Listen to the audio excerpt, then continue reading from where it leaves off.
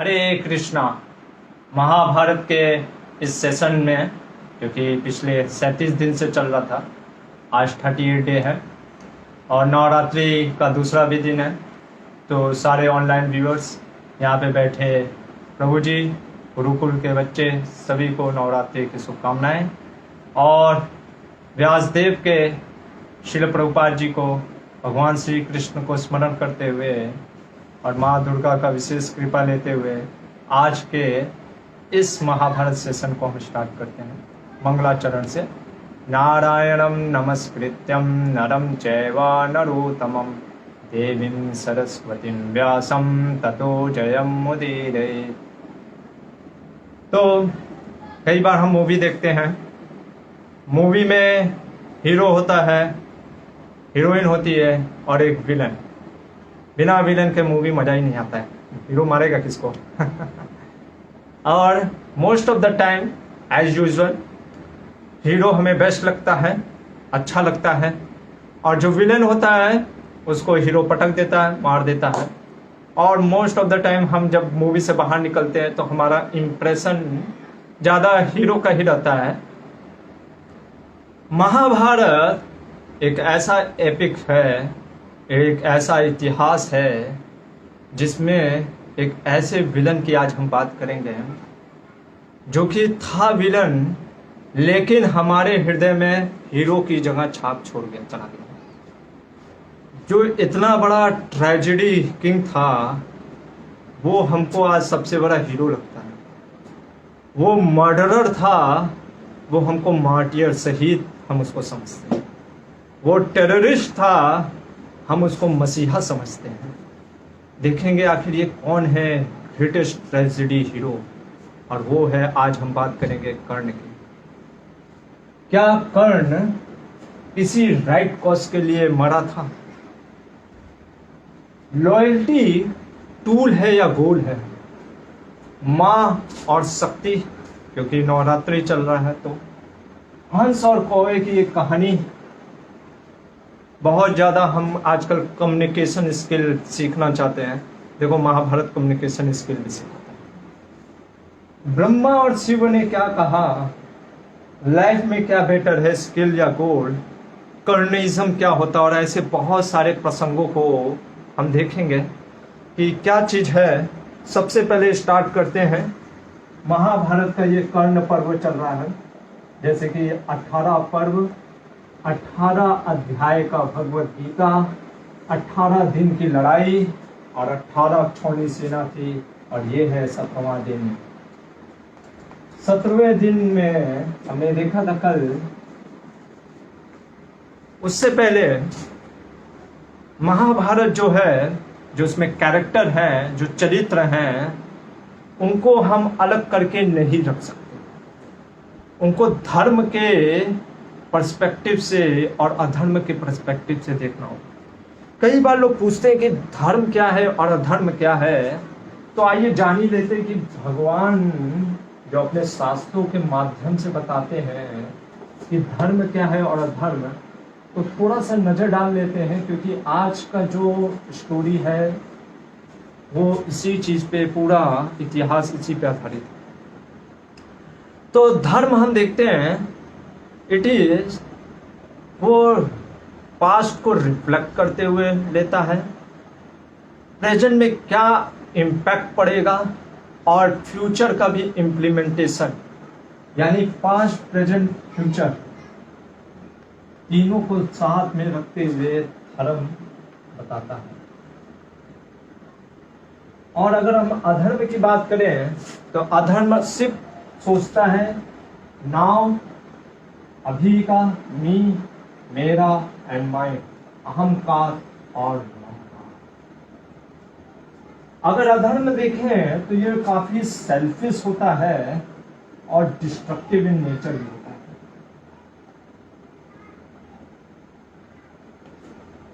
और अगर धर्म की बात करें तो धर्म जो होता है वो पर्सनल ग्रोथ ये भी कराता है, जिसको स्वधर्मा कहते हैं।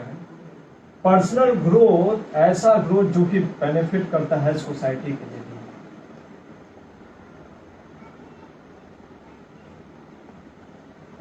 ये है धर्म।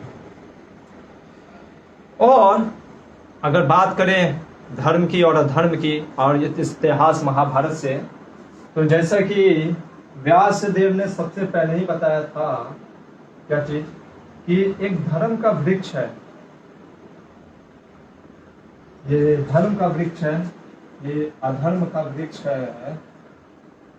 अगर ये धर्म का वृक्ष अगर युधिष्ठिर है तो ये अधर्म का वृक्ष दुर्योधन है। अगर ये धर्म की जो जड़ है वो भगवान कृष्ण है, वेद है और साधु संत है, तो ये अधर्म का जड़ धृतराष्ट्र होता है। इसमें जो लगे फूल पौधे अगर देखें, जो ब्रांचेस है वो कौन थे, वो आपके भीम थे, और इसमें दुशासन था। और पौधों और ये सब को देखे तो नकुल और सहदेव थे, फूल फल वो इसके सपनी थे। और अगर ये ट्रंक, ये जो ट्रंक है ये अर्जुन है, तो ये अधर्म का ट्रंक कौन था, कर्ण। ये व्यास देव का महाभारत में हम देखते हैं कि जिस कर्ण को हम ट्रेजेडी हीरो समझते हैं, जिस कर्ण को हम भगवान श्री कृष्ण से भी ज्यादा उसको एज ए बहुत चरित्रवान कैरेक्टर समझते हैं, जिस कर्ण के ऊपर लाखों पुस्तकें आपको मिलेंगी पर कृष्ण और अर्जुन के ऊपर पुस्तकें नहीं मिलेंगी, जिस कर्ण के बारे में लोगों को देख करके आंख से आंसू बहता है, वो कर्ण को व्यास देव ने अपने महाभारत के इतिहास में, जिसको महाभारत एक पंचम वेद है, कर्ण को अधर्म का मूल, उस वृक्ष का मूल शाखा बताए हैं। और आखिर ऐसा क्यों अर्जुन को मूल शाखा बताए हैं धर्म का, ये हमको सोचने पे मजबूर कर देता है कि चलो थोड़ा सा देख लेते हैं आखिर अर्जुन और कर्ण कौन थे। तो इसी इतिहास को बढ़ाते हुए हम एक एक इंसिडेंट लेंगे जो अब होने वाला है, और देखेंगे भगवान और शास्त्रों के आधार पे कि लोग अक्सर अर्जुन और कर्ण की कंपैरिजन, महाभारत अगर होता है चर्चा, तो लोग अधिकतर यही चर्चा करते हैं कि आखिर कौन धनुर्धर है, अर्जुन बड़ा है या कर्ण बड़ा है। और उससे भी ऊपर ये चरित्र पे बात होने लगती है कि कर्ण तो महान दानवीर था, उसका चरित्र तो अर्जुन से भी ऊपर। तो इसीलिए आज हम व्यास देव के महाभारत से इन सारे इंसिडेंट को देखने का प्रयास करेंगे, और एक एक इंसिडेंट जो उससे हम क्या सीख सकते हैं। क्योंकि कई बार लोगों को लगता है कि ये धर्म आखिर सीखना क्यों, क्या जरूरत है प्रभु जी, अरे खाओ पियो मौज करो, क्या इसमें इतना धर्म, कौन सही है कौन गलत है, क्यों? क्योंकि ये जो कैरेक्टर है ये सिर्फ चरित्र नहीं है, ये वास्तव में हमारे अंदर भी है।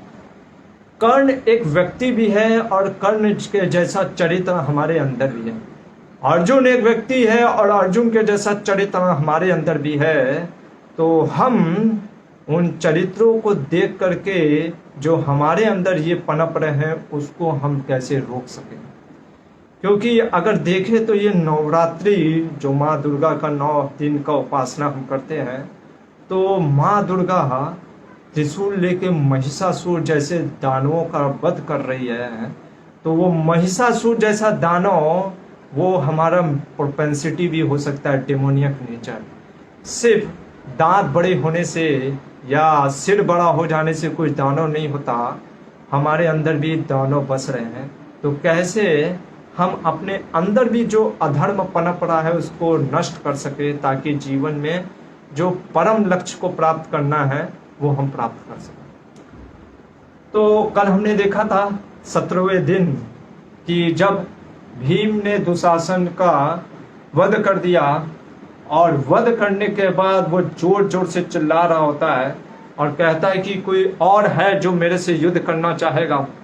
उसी समय हम देखते हैं कि धृतराष्ट्र के जो 10 पुत्र होते हैं वो अटैक कर देते हैं इसके ऊपर, भीम के ऊपर। और जब भीम के ऊपर वो अटैक करते हैं तो भीम उसी क्षण धनुष बाण लेकर के इतने क्रोध में रहते हैं जैसे भगवान शिव अपने बाण से, अपनी तीखी नेत्र से काम बाण चलाने वाले कामदेव को भस्म कर दिया। जैसे इंद्र ने वज्र चला के वृत्रासुर का गर्दन काटा, उसी तरीके से भीम ने 10 तीखे बाण से उन तीनों का वध करके यमराज पहुंचा दिया। और सब जगह हाहाकार मचने लग गया। तो पीछे जो कौरव की सेना थी वो भागने लग गई, और कौरव सेना को भागते भागते कहाँ पहुंच गए? कर्ण के पास कि हमें रक्षा करो। और सोचो, महाभारत में वर्णन आता है कि वो कर्ण स्वयं भयभीत था। वो जब उसने देखा युद्ध में शोभा पाने वाले शल्य कर्ण की आकृति को देखकर उसके मन भाव को समझ गए और कहने लगे कि तुम हे राधानंदन, तुम खेद ना करो। अरे तुम्हारे ही भरोसे तो दुर्योधन ये युद्ध अब करना चाहता है, युद्ध में जीतना चाहता है, और तुम खुद ही भयभीत हो गए। क्योंकि वो भीम के पराक्रम को देख करके, वो भीम की जो क्रूरता, एक तरीके से जैसे कल हमने बताया था, जब एक निष्पाप या जो बहुत मासूम व्यक्ति को अगर हम कभी कष्ट या बहुत दुख देते हैं, तो वो दुख के कारण वो जब क्रोधित होता है और जब वो निकलता है तो ऐसे क्रूरता भी दिखाता है, जिससे वो ये दिखाने का प्रयास करता है कि मेरे को सिर्फ और सिर्फ कमजोर मत समझो। तो कमजोर अगर कोई व्यक्ति शक्तिशाली है, निष्पाप है, अगर उस पर कभी हम अत्याचार करते हैं तो वो क्रूर बन जाता है। इस तरीके से हम देखते हैं कि कर्ण क्या होता है कि वो भयभीत हो जाता है और भय के मारे वो डर जाता है, और सारथी उसके कौन है? शल्य, और उसको समझाते हैं। तो यहाँ पे हम देखते हैं कर्ण का सबसे पहला लेते हैं शल्य। आखिर शल्य के साथ उसका व्यवहार कैसा था? और अर्जुन के जो सारथी थे वो कौन थे? कृष्ण। तो कृष्ण कौन थे ये भी देखेंगे। इनका व्यवहार इनसे और इनका व्यवहार इनसे देखते हैं। तो शल्य, जैसे कि कल पता है, मैंने आपको बताया कि अर्जुन कर्ण जो था, जब उसको अर्जुन से अपना कंपैरिजन करता और कहता है कि मेरे पास कृष्ण जैसा सारथी नहीं है दुर्योधन, अगर मेरे को कृष्ण जैसा सारथी यानी शल्य मेरा सारथी हो जाए तो क्या बात है। तो दुर्योधन शल्य के पास जाते हैं और शल्य को विनती करते हैं और उपाख्यान सुनाते हैं ब्रह्मा और शिव का, और फिर शल्य को बोलते हैं क्या कि तुम तो भगवान श्री कृष्ण से भी महान हो, और भगवान श्री कृष्ण से भी महान होने के कारण तुम जैसे भगवान श्री कृष्ण ने अर्जुन के सारथी बन गए, वैसे तुम भी कर्ण के सारथी बन जाओ। तो यहाँ पे हम देखते हैं कि शल्य प्रफुल्लित होता है, हर्ष हो जाता है कि हाँ मैं हूं कृष्ण से भी बड़ा, लेकिन वो ये भूल गया तुम्हारे कि शल्य के अंदर अहंकार कितना है, पर भगवान कृष्ण अहंकार के रूप में अहंकार शून्य है। देखेंगे तो शल्य जब और कर्ण दोनों साथ में निकलते हैं, तो इधर जब कर्ण अपनी आत्म प्रशंसा करता है, कहता है कि आज मैं अपने बाणों से किसको मार डालूंगा, अर्जुन को। तो शल्य कहता उस समय तुम्हारी वीरता कहाँ गई थी जब तुम विराट नगर में थे, उस समय तुम्हारी वीरता कहाँ गई थी जब द्वैत वन में तुम भाग गए थे। तो वो कहते हैं कि तुम तो हमेशा भागते रहे हो, और अर्जुन से जब भी मुकाबला हुआ है इसी युद्ध में भी तो कई बार तुम परास्त हुए, तुम कैसे कह सकते हो कि तुम महान हो। और ये सुन करके कर्ण को बहुत चोट पहुंचता है। क्यों चोट पहुंचता है? उसको लगता है अरे मेरे को आज तक क्योंकि आप देखोगे कर्ण को सबसे ज्यादा इमेज कॉन्शियस था। अगर व्यक्ति जो इमेज कॉन्शियस होता है, अगर उसके इमेज पे कोई क्वेश्चन उठाता है तो उसको आग बबूला हो जाता है। जैसे एक सांप के ऊपर पैर कोई रख दे तो सांप फुड़क के ऐसे बाहर निकलता है, फुदकने लगता है, वैसे कर्ण आग बबूला हो जाता है और वो भाषण देता है और व्यासदेव ने लगभग 5 चैप्टर में बताया उन दोनों के वार्तालाप को कि कर्ण पहले मध्य देश के पूरे निवासियों की, मध्य देश के जो वहाँ के लोग हैं, स्त्रियों के बारे में गलत बोलना स्टार्ट करता। कहता है कि तुम्हारे देश में तो ब्राह्मण वेद नहीं पढ़ते, तुम्हारे यहाँ तो क्षत्रिय भीख मांगते हैं, तुम्हारे यहाँ की स्त्रियां नग्न हो रह करके किसी के साथ भी संग करती हैं, और भी बहुत सारी चीज़ें बोलता है कि मध्य देश के जो लोग होते इतने शून्य होते हैं, उनको कुछ भी ज्ञान नहीं है धर्म का।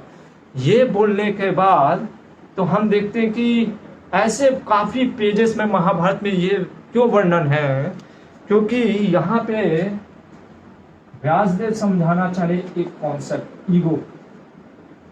देखो व्यासदेव ने जो भी चीज हमारे इतिहास में इस दिया है पंचम वेद महाभारत में, उसका कोई ना कोई कारण है, और उस कारण को छोड़ करके अगर हम अन्य चीजों को पकड़े हैं तो शायद गलत हो जाएगा। इसीलिए साधु संत और गुरु शिष्य परंपरा में अगर हम उन चीजों को समझने का प्रयास करेंगे तो शायद हम पकड़ लेंगे। तो यहाँ पे व्यासदेव बता रहे हैं कि कई बार लोग मिलते हैं, संबंध बनता है, चाहे वो प्रोफेशनल लाइफ हो या पर्सनल लाइफ में, संबंध हम बनाते हैं, लेकिन कई बार ईगो अहंकार के वास हम भूल जाते हैं किस पर्पस के लिए हम साथ आए थे। वो पर्पस को छोड़ो, वो पर्पस तो दूर हो जाता है, हमारा ईगो आगे आ जाता है, और हम ईगो के आगे आने के कारण क्लैश होने लगता है। पहला चीज। दूसरा चीज, यहाँ पे व्यासदेव ये चीज का पूरा वर्णन करते हैं और फिर शल्य कहता है कि देखो कर्ण, किसी भी समुदाय में अच्छे और बुरे लोग दोनों होते हैं। अगर हम सिर्फ अच्छों को देख करके या सिर्फ कुछ बुरे लोगों को देख करके पूरे समुदाय को जज करें तो शायद हमारा ये जजमेंट अच्छा नहीं होगा। इसीलिए यहाँ पे व्यासदेव बताते हैं डोंट बी जजमेंटल। कई बार हम होते हैं ना जजमेंटल, कि एक साधु ने कुछ गलत कर दिया तो हम पूरे साधु समाज पे प्रश्न उठाने लगते, खास करके साधु समाज पे। लेकिन जब एक डॉक्टर या कोई एक इंजीनियर या कोई एक एक्टर अगर कुछ गलत करता है तो वहां पे लोग कोई कुछ बोलता नहीं है। जैसे कि हम जान रहे हैं कि अभी एक एक्टर के सन ने क्या किया आपको पता ही है।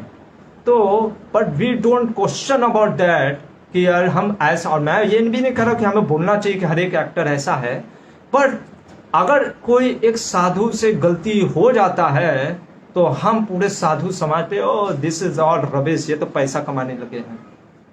तो ये चीज हमें व्यासदेव समझा रहे कि डोंट बी जजमेंटल। तीसरा चीज, तो जब कर्ण इस तरीके से बोलते और शल्य उसको समझाते हैं कि तुम्हारे भी जो अंग देश में क्या है, वहां पे भी लोग बुरे हैं और अच्छे हैं, तो इसलिए जजमेंटल नहीं होना चाहिए। तो कर्ण कहता है कि अरे तुम मूर्ख हो, तुमको पता ही नहीं है। अरे तुम मध्य देश से आए हो जहां पे मित्रता निभाते ही नहीं है, और तुम मेरे को डरा रहे हो इस अर्जुन और श्री कृष्ण से। मैं भली भांति जानता हूं कि अर्जुन और श्री कृष्ण कौन है।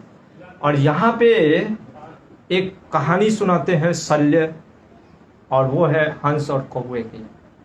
क्या कहानी है, बहुत ही दिलचस्प है। कहानी कई बार क्यों सुनाया जाता है, जैसे महाभारत में भी हम देखते हैं, तो कहानी का प्रेजेंट करने क्यों कि ट्रुथ को प्रेजेंटेबल बनाने के लिए। इसलिए व्यासदेव ने, आप देखेंगे कि कई बार किसी चीज को, तथ्य को समझाने के लिए कहानी के रूप में उसको दिया है।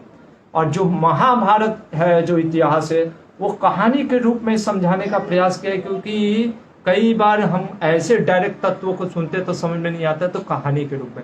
इसलिए stories are also very fascinating. तो ये कहानी है, एक जगह एक वैश्य परिवार रहता था।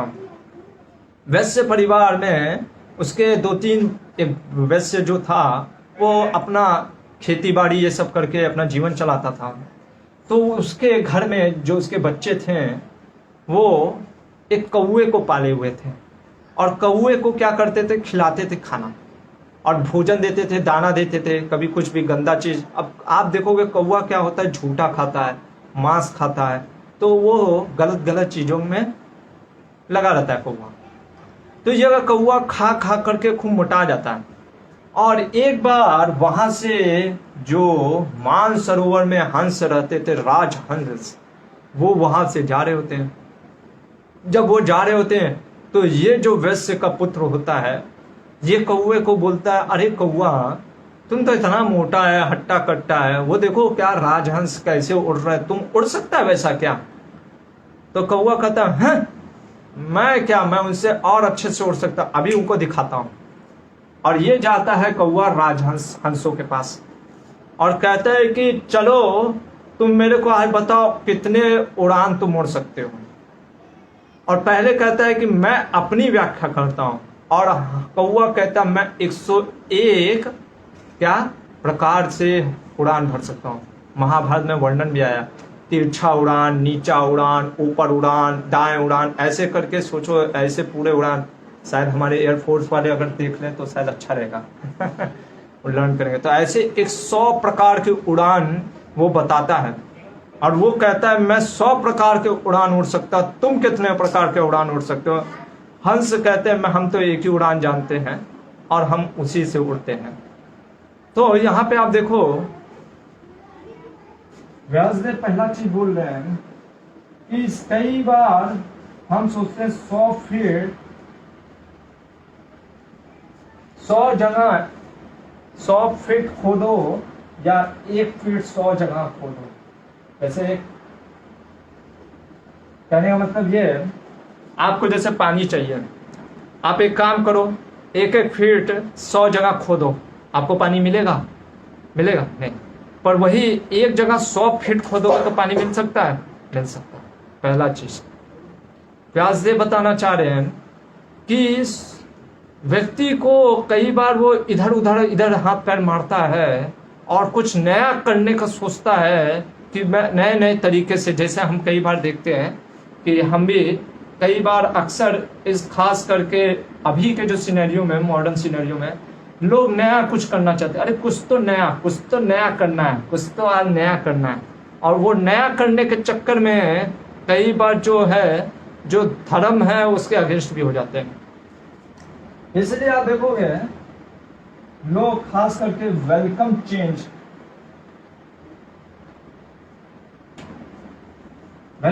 कहने का मतलब है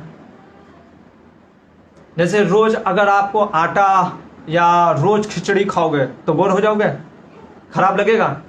रोज खिचड़ी हर को खराब लगेगा, हमारे बच्चे भी कर रहे हैं तो खिचड़ी हर दिन खाओगे तो किसी को अच्छा नहीं लगता। सही है, थोड़ा सा चेंजेस होना चाहिए। पर उस चेंजेस के जगह पे ये हम सोचे कि गाय का मांस खा ले तो अरे चेंज है ना? नहीं। जैसे आप खाना अब डेली आप किधर डालते हो? मुंह में डालते हो। किसी दिन सोचा अरे मुंह में ही क्यों डालना, आज आंख में डाल देते हैं। फायदा करेगा? कुछ नहीं फायदा करेगा। उसी तरीके से चेंजेस के नाम पे अगर हम ये सोचें कि हम कुछ भी चेंजेस करना, क्योंकि कुछ तो चेंज करना, कुछ तो नया करना, आज कुछ तूफानी करते हैं, कुछ नया करते हैं, इस सोच में अगर हम कुछ अलग करने के प्रयास में कुछ गलत करें तो ये शायद बेवकूफ़ी होगा। इसीलिए आप जैसे ही देखते हो महाभारत और रामायण, अगर ये लिबरल या कोई मॉडर्न थिंकर कुछ बताते हैं नए तरीके से कि देखो आज मैं तुमको रावण की शक्ति और भक्ति दिखाता हूँ, कर्ण की महानता दिखाता हूँ, तो लोग कहते वाओ क्या अमेजिंग, क्या पर्सपेक्टिव दिया आपने, वेलकम करते हैं उन चेंजेस को। पर हम ये भूल जाते यस, एक पोएट का राइट है कि वो पोएटिक अपनी कला पेश कर सकता है, एक राइटर का राइट्स है कि वो अपने राइटिंग में कुछ डाल सकता है, लेकिन इसका मतलब ये नहीं कि आप पूरी चीज को ही, जो उसके ओरिजिनल स्क्रिप्ट है उसको ही चेंज कर दो। तो हम देखते हैं कि अक्सर लोग इस वेलकम चेंज में रहते हैं, और महाभारत में भी कई प्रकार के चेंजेस करने का प्रयास करते हैं। वो देखेंगे, भगवान श्री कृष्ण भी आज बोलेंगे। तो जब ये कौवा बोलता है और हंस बोलते हैं कि तुमको एक ही प्रकार का आता है, तो कहते ठीक है चलो उड़ान भरते हैं दोनों और देखते हैं कौन। हंस उड़ने लगते हैं, कौवा उड़ने लगता है। कौवा कभी ऐसे ऐसे उड़ा उड़ा के दिखा रहा था कि हम देखो ऐसे उड़ते हैं, हम ऐसे उड़ते हैं, अपना अपना नया प्रकार का उड़ान भर रहा था। हंस करे थे ठीक है, बाकी कौवे हंसने लग गए, हा हा हा हा, अरे तुमको तो उड़ान ही नहीं आता है हंस, तुम देखो कौवा कितना। तो कई बार हम भी लोग नए नए चेंजेस करते हैं। लोग पूछते हैं अरे आप एक ही बार हर दिन महामंत्रा हरे कृष्ण कृष्ण कृष्ण हरे हरे, हरे राम राम राम हरे हरे, वही मंत्र काहे गाते रहते, कुछ नया कुछ तूफानी आ जाइए मंत्र। तो उसी तरीके से लोग अक्सर कहते हैं, तो उसी तरीके से यहाँ पे कौवे भी हंसने लग गए। तो जब कौवा इस तरीके से हंसने लग गए तो राजहंस ने सोचा कि थोड़ा सा सबक सिखा देते हैं, और वो समुद्र के ऊपर उड़ने लग गए। कौवा भी उड़ने लग गया, लेकिन अभी समुद्र तो बहुत दूर लंबी होता है। हंस अपना आराम से उड़ान भर रहे होते हैं, कौवे को आ जाती है थकावट, अब उसकी प्राण उड़ने लगते हैं। वो देखता है नीचे कि पूरा तो समुद्र का पानी है, अभी वो और पीछे भी नहीं जा सकता, आगे भी नहीं जा सकता, उसकी हालत खराब होने लगती है। वो ऐसे गिरने लगता है, चोंच नीचे करके ऐसे गिरने लगता है। तो वो हंस कहते हैं अरे वाह कौवा, तुमने तो ये नहीं बताया था, ये कौन सा तुम्हारा उड़ान है कि तुम मुंह नीचे करके ऐसे पानी में समुद्र में कूद रहे हो। कहते अरे ये मेरा उड़ान नहीं है, मैं मर रहा हूँ, बचाओ। तो हंस दया भाव होने के कारण उसको जा करके नीचे से उठाते हैं और उसको अपने पीठ पे बैठा लेते हैं और फिर बचाते हैं। तो कई बार हम कुछ नयापन करने के चक्कर में अधर्म कर बैठते हैं, और कई बार कुछ जैसे कहते हैं ना महामंत्र को भी थोड़ा सा अलग चेंजेस करते हैं, तो इससे क्या होता है कि हम वास्तव में अलग करने के चक्कर में खुद ही फंस जाते हैं। तो कौवा जब ऐसे फंस जाता है और हंस उसकी रक्षा करते हैं, तब शल्य कहता है कि जैसे वो कौवा झूठे खा करके, वैश्य के झूठे खा कर करके मोटा हो गया था और उसको लगता था कि मैं तो हंस से भी महान हूँ, वैसे तुम हो कर्ण। क्या हो तुम? झूठा खाते हो दुर्योधन का, तुम उसके ऊपर पले पड़े हो और तुम सोच रहे हो कि भगवान श्री कृष्ण और अर्जुन को हरा दोगे, कभी नहीं हरा पाओगे। ये है शल्य और कर्ण की दोस्ती, सारथी और रथी। और इधर अगर हम कृष्ण और अर्जुन का देखें तो जब अर्जुन सबसे ज्यादा इंटायर नीड में था, उसको समझ में नहीं आ रहा होता है कि क्या करना है, सामने उसके दद्दा और कौन थे? गुरु। क्योंकि अर्जुन को क्या लगता था ना कि जब वो सेनयोर अभयोर मध्य, जो भगवान भगवत गीता में अर्जुन बोलता है कृष्ण को, उसको लगता था कि शायद मेरे दादा ने बोला है कि मैं युद्ध करूंगा पर शायद ना आए, मेरे गुरुवर ने कहा है द्रोणाचार्य की युद्ध करेंगे पर शायद ना आए। तो इसीलिए वो कहता है कि चलो जरा दिखाओ तो कौन कौन आया है। और वो ये सोच रहा होता है मन में कि हाँ नहीं आए होंगे, नहीं आए। और जैसे ही कृष्णा भी बहुत चालाक थे, वो जानबूझ के क्या करते हैं, बीच में लाकर रखते हैं, भीष्म और द्रोण के बीच में, और हंसने लगते हैं। तब अर्जुन का दिमाग खराब हो जाता है, अब क्या करें।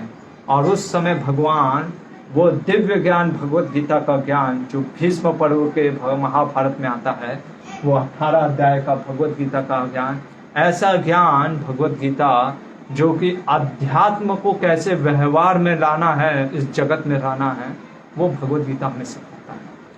तो हम देखते हैं यहाँ पे भगवत गीता।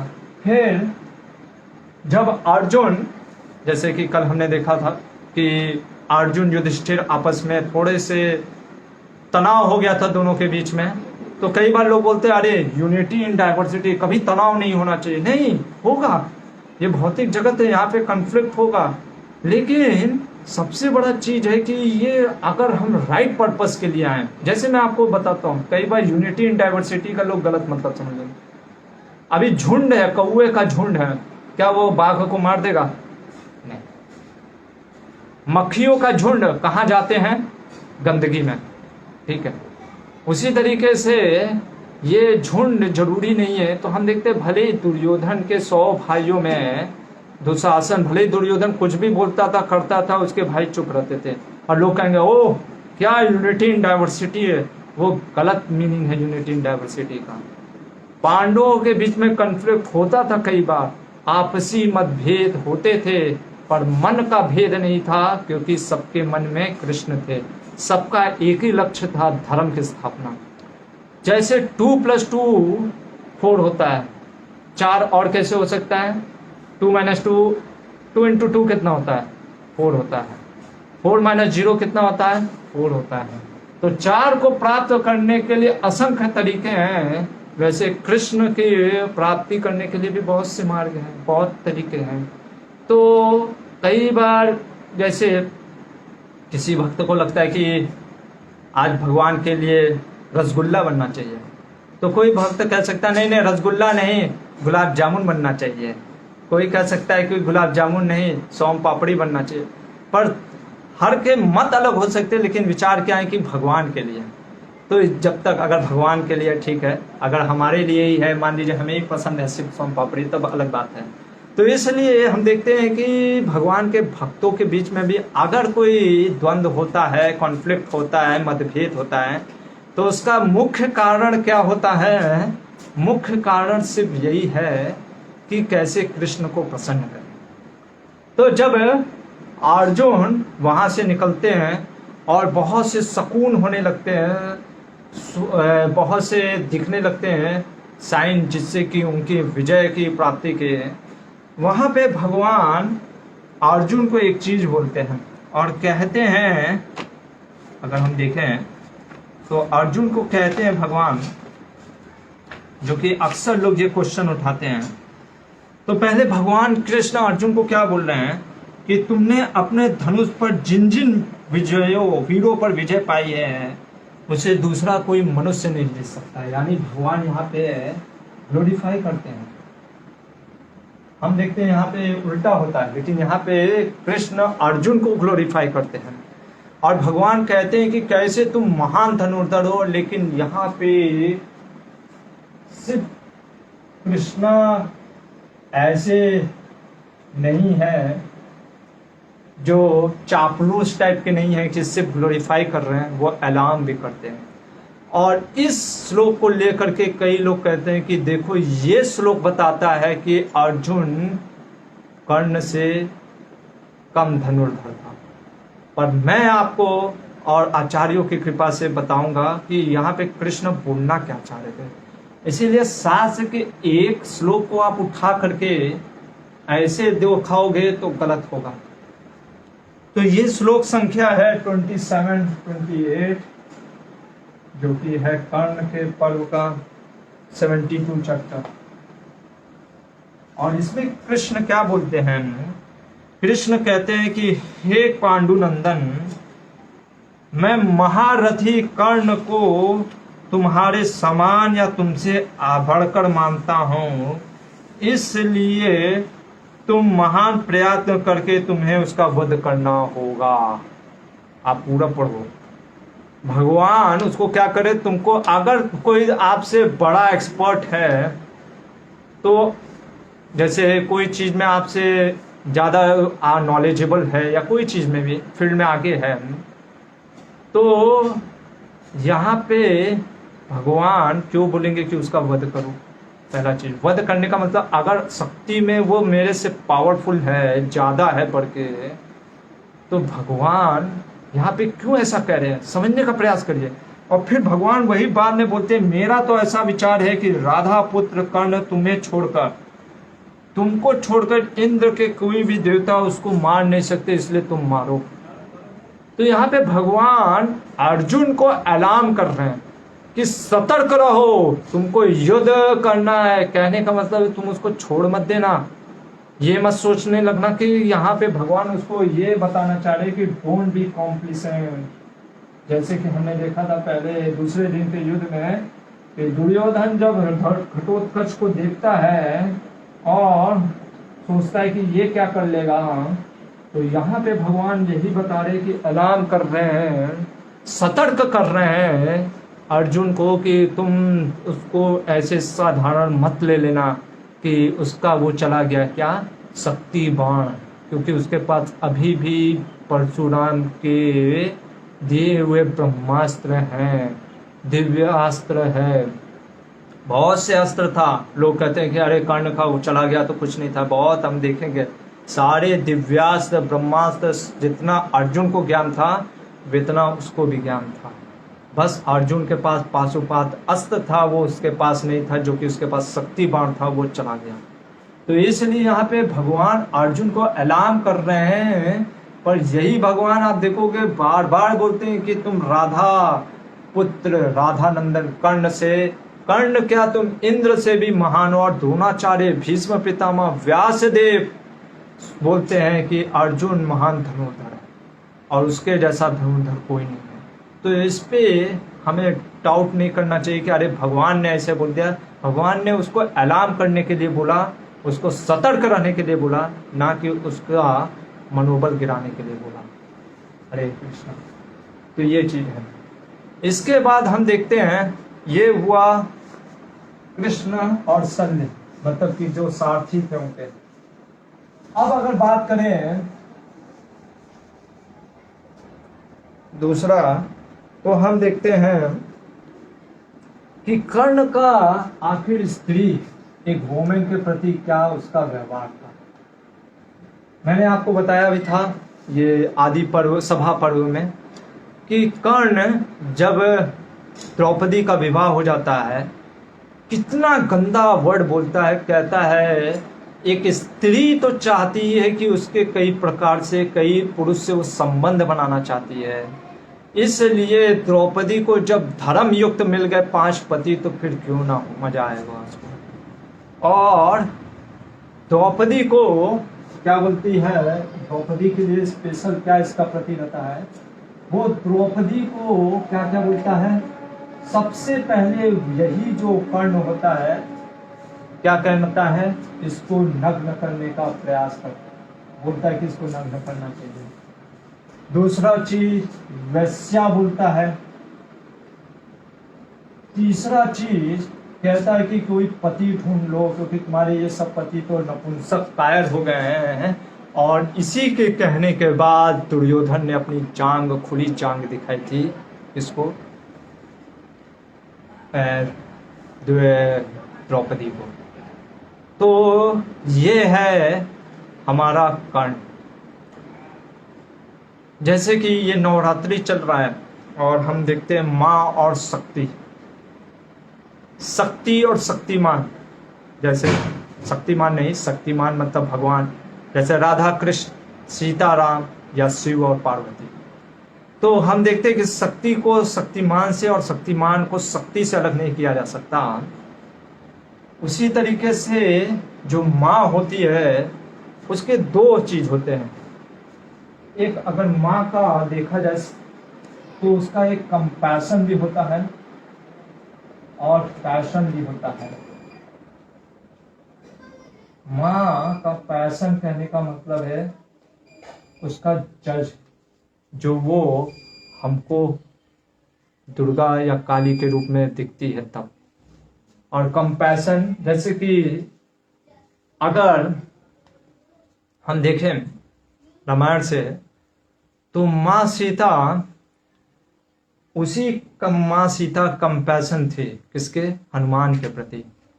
कि जब उनको पता चलता है कि हनुमान के पूंछ में रावण ने आग लगा दी है, तो वो अग्निदेव से प्रार्थना करने लगते हैं कि कृपया करके, अगर मैं सती हूँ, मैंने अपने जीवन भर राम का ही सोचा है अपने तन मन धन से, तो कृपया करके उनके पूंछ को आग लगने पर भी ऐसा लगे जैसे कि ठंडा फ्रिज से निकला है।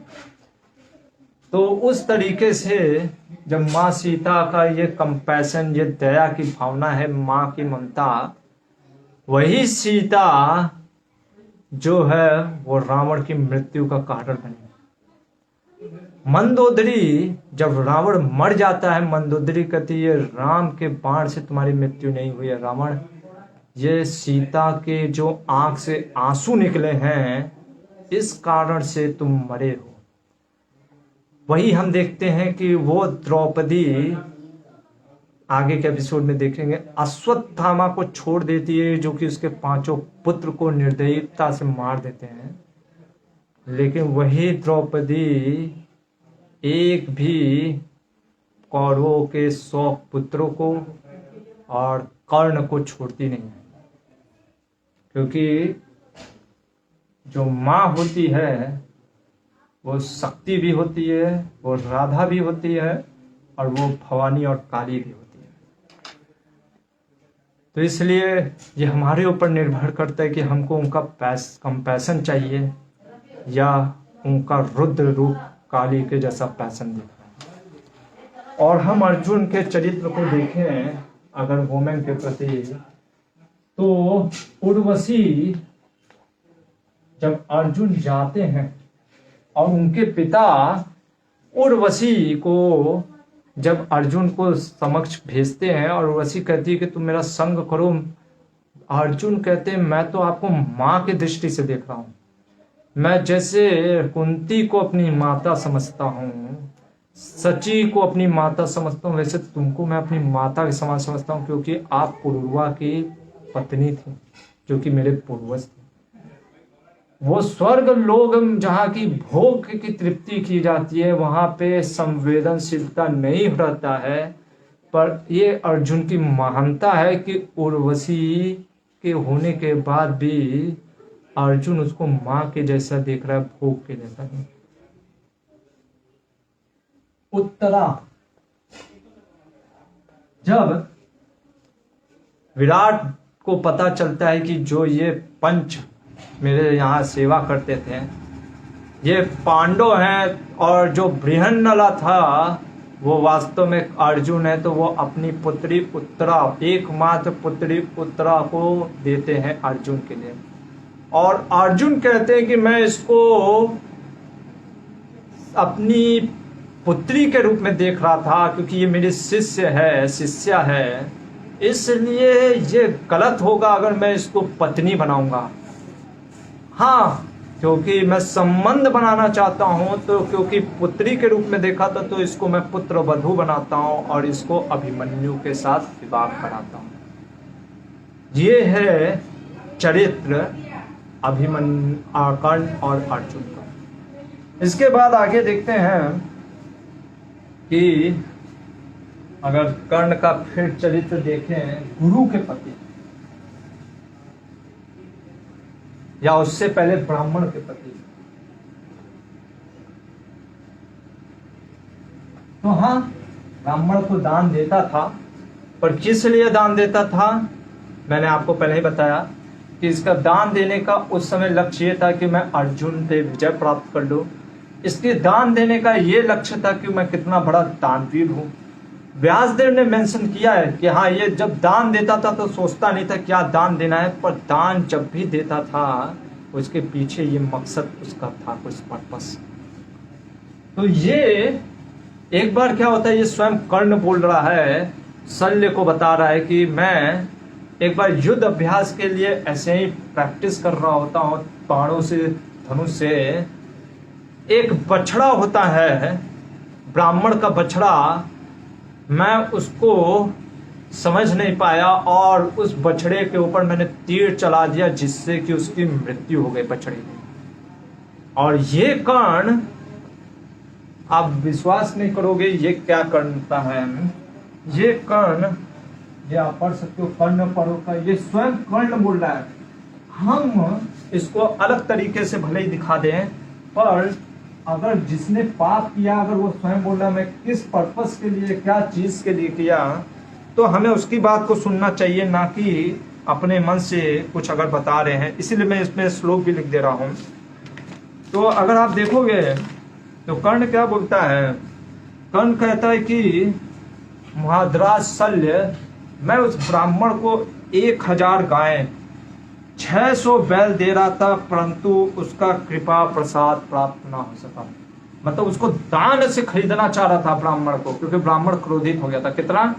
क्षमा नहीं मांग रहा था, क्षमा नहीं मांग रहा था, वो कह रहा था कि 100 कितना, कि जैसे मैं सबको दान से खरीद लेता हूं, तो इसको ये भी लगा कि इस ब्राह्मण को भी 1000 गाय और 600 बैल दे करके खरीदूंगा। तो उसको लगता है कि वो शायद कम बोली लगा दिया। जैसे नहीं लोग जाते हैं आजकल, हर चीज का दाम होता है, लोग कहते हैं somebody says कि ये भी छूट जाएगा, अच्छा दाम लगाने वाला होना चाहिए। तो हम देखते हैं लोग दाम लगाते हैं, हाँ कितने में बिकोगे, 20,000, 50,000। तो उसी तरीके से कर्ण क्या बोलता है कि मैं तुमको 14,000 काली गायें देने का वो देता हूं, और उसके साथ बछड़े, श्वेत बछड़े 14,000 वो मैं देता हूं। ब्राह्मण को खरीदना चाहता।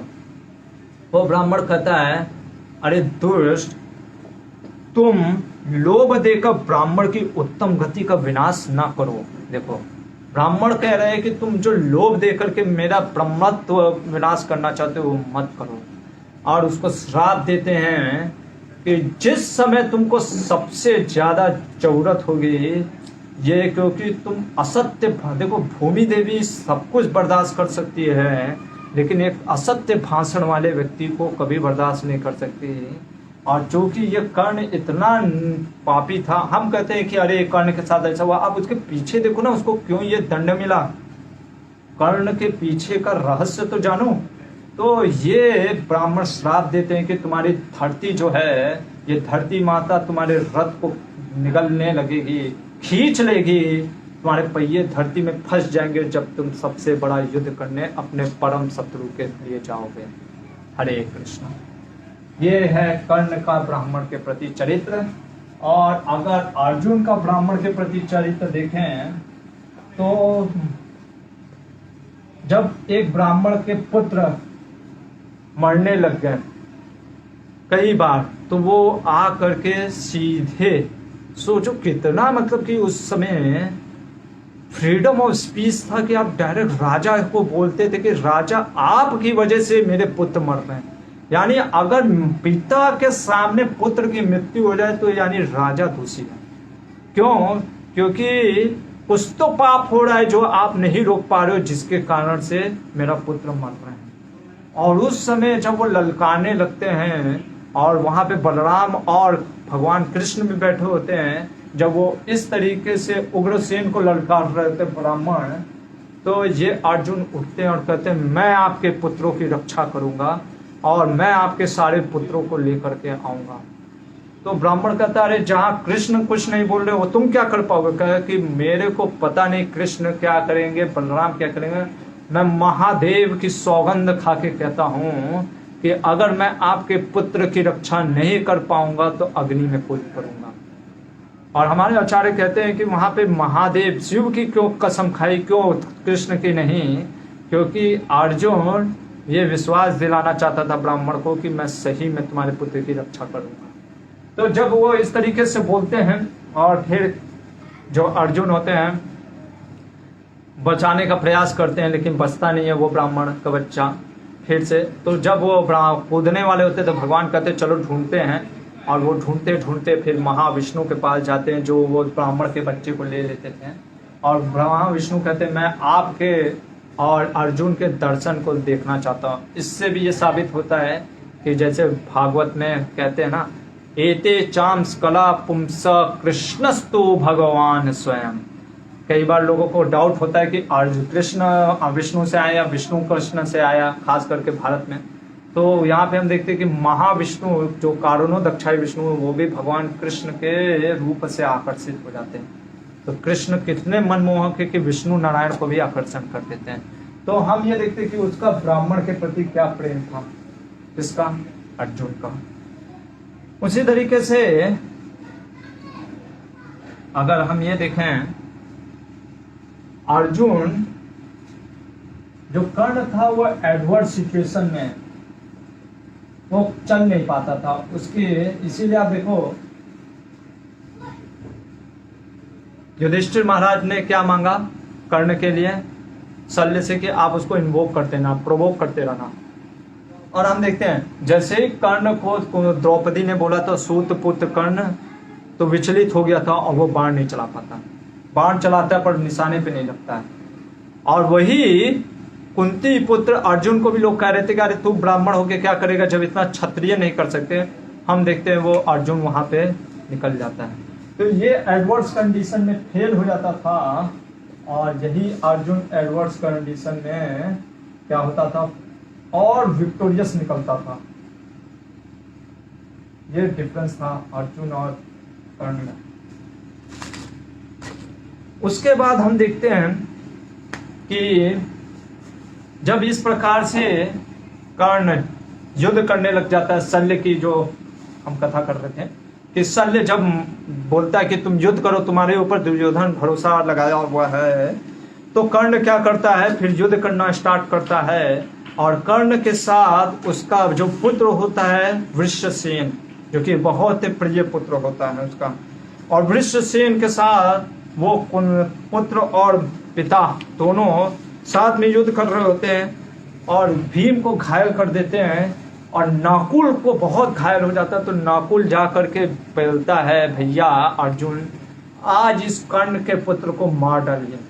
और उसी के सामने, कर्ण के सामने अर्जुन कहता है कि आज मैं तुम्हारे पुत्र का मारूंगा।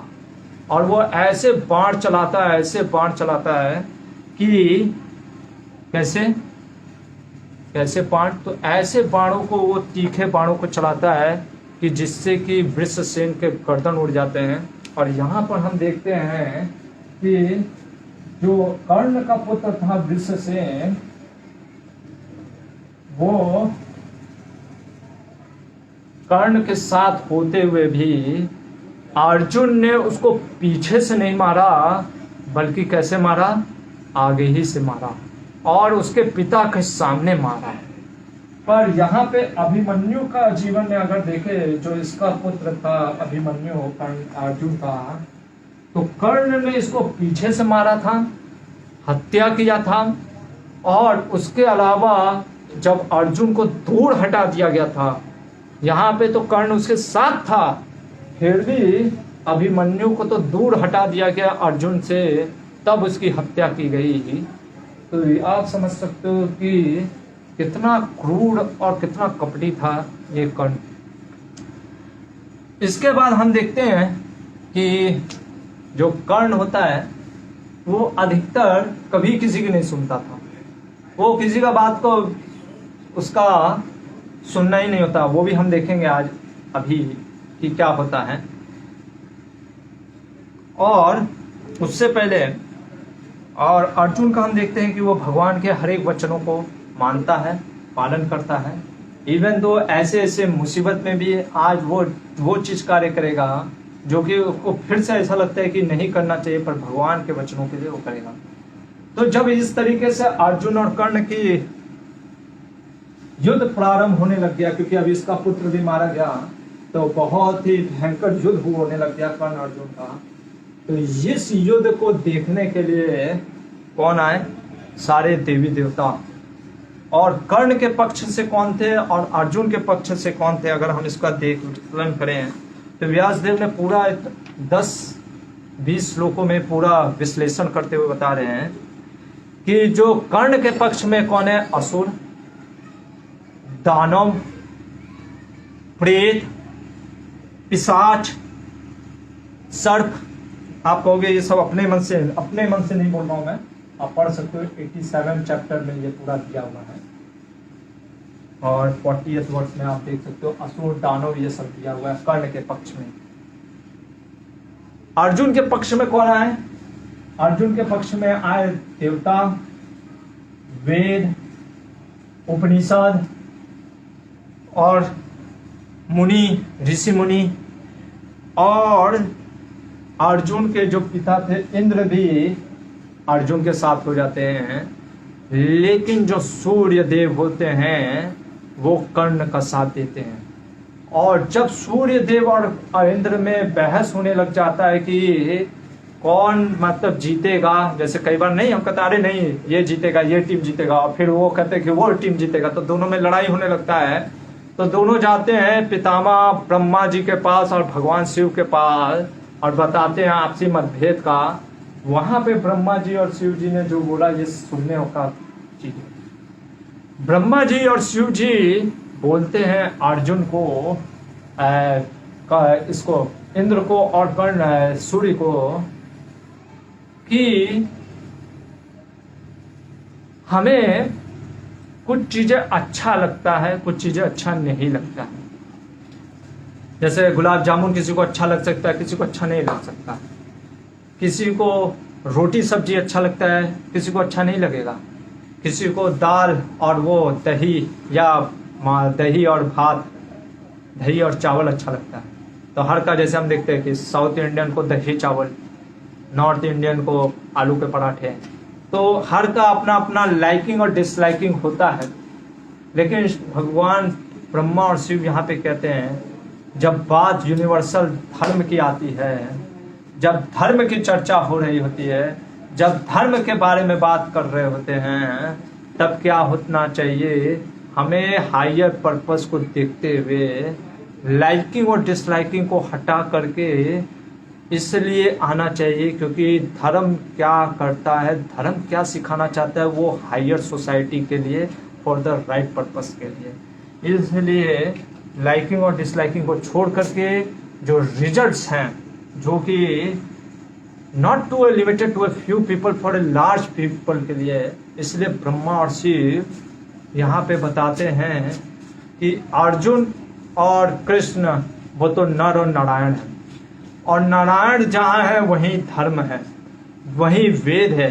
क्योंकि भगवान कहते हैं ना, वेदेश्च सर्वैर अहम एव वेदो वेदांत किद वेद विदेव चाहम, कि सारे वेदों को, सारे उपनिषदों का मर्म यही है कृष्ण को समझना। वासुदेवम सर्वमिति स महात्मा सुदुर्लभा। तो इसलिए जहाँ पे भगवान कृष्ण और अर्जुन हैं, वहीं क्या है, धर्म है, वहीं क्या है, समाज के लिए अच्छा है। और इसलिए वो इंद्र और सूर्य को कहते हैं कि तुमसे पुत्र मौके, देखो इंद्र भी इससे पुत्र के कारण वो यहाँ पर अर्जुन का साथ दे रहे थे, ना कि अर्जुन धर्म की लड़ाई लड़ रहा है। और सूर्य कर्ण को अपना पुत्र समझने के कारण, इसीलिए हम कहते हैं ना, मोह, जो खास करके पुत्र मोह या आसक्ति इतनी खतरनाक होती है कि व्यक्ति को, सोचिए सूर्य देव और इंद्र देव जो कि एक देवता हैं, भगवान के भक्त, कितने पावरफुल हैं सूर्य देव, वो सूर्य देव भी भ्रमित होकर के अपने पुत्र के ऊपर आसक्ति होने के कारण अधर्मी के साथ देने लग गए हैं। तो आश्चर्य की बात नहीं होना चाहिए अगर हम देखते हैं अपने आसपास समाज में लोग अगर कर्ण के प्रति आसक्त हैं, कर्ण के प्रति प्रेम रखते हैं। क्योंकि मैंने आपको बताया ना, जब कोई मरता है तो कई बार हम उसको ये नहीं देखते कि वो कितना पापी था, हम उसके बस उसके इमोशन में आ करके, भावना में बह करके उसको देखते, अरे वो बेचारा मर गया। हाँ मर गया, लेकिन उसके कर्म को हम नहीं भुला सकते कि उसके कर्म क्या है। तो यहाँ पे जब ब्रह्मा और शिव इस तरीके से बोलते हैं तो क्या होता है, फिर सारे देवी देवता ऊपर से देखने लग जाते हैं कि आज इन दोनों के भयंकर युद्ध में क्या परिणाम होगा। तो चलते हैं और देखते हैं आगे जो 1 घंटे हैं कि क्या इस कृष्ण एक तरफ है, एक तरफ शल्य है, एक तरफ अर्जुन है, एक तरफ कर्ण है। ये लड़ाई सिर्फ विक्ट्री, हार जीत के लिए नहीं है, ये लाइफ में स्किल और पर्पस का भी लड़ाई है। अगर हम देखें ये कर्ण के जीवन में, हाँ उसका स्किल था उसके पास, आर्चरी का अगर माने भी कि बहुत बड़ा धनुर्धर था, पर हमको देखना चाहिए उसने अपने इस स्किल्स को किस पर्पस के लिए यूज किया, कहाँ यूज किया, कैसे यूज किया, क्या वो अपने स्कूल को पर्पसफुली या जो भी गुड क्वालिटी था, अच्छे गुण, वो सही जगह पे लगाया। और एक तरफ अर्जुन देखते हैं कि स्किल होने के बावजूद भी उसके पास एक पर्पस था जीवन में कि मेरे को कृष्ण के लिए लड़ना है, धर्म की स्थापना करना है। इसलिए लाइफ में कहते हैं it is not only doing the things right, it is also about the doing right things also. कैसे सही तरीके से करना ही इम्पोर्टेंट नहीं है, कई बार सही जो चीज होते हैं, जो सही जो कार्य होते हैं, उसको भी करना इम्पोर्टेंट है। कैसे सही कार्य करें ये इम्पोर्टेंट ज़्यादा नहीं होता। इसलिए life is not only about to learning the skills, it is about this skilfully, कैसे हम पर्पसफुली लाइफ जीते हैं।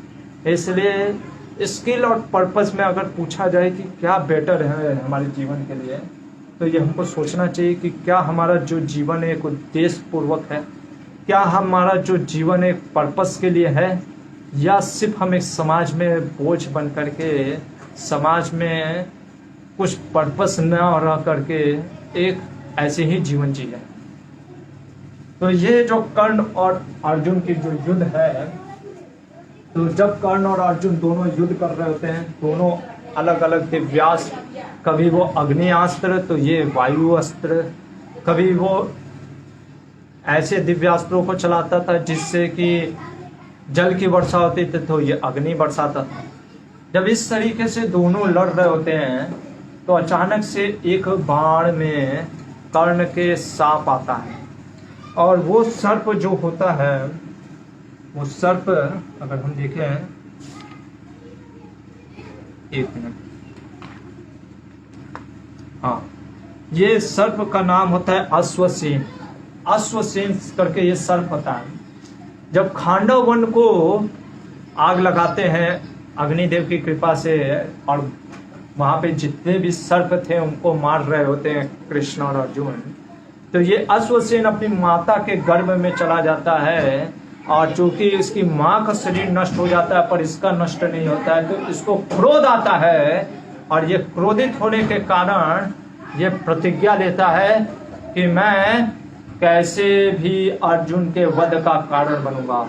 और ये जाकर के कर्ण के एक बाण में जाकर के ये सर्प चला जाता है, और कर्ण के उस बाण में जाता है जिसको कर्ण हर दिन उस बाण को, मतलब कि उसका एक अमोघ बाण था जिसकी वो हमेशा वो पूजा करता था, और वो उस बाण को चलाता है, निशाना पे लगाता है।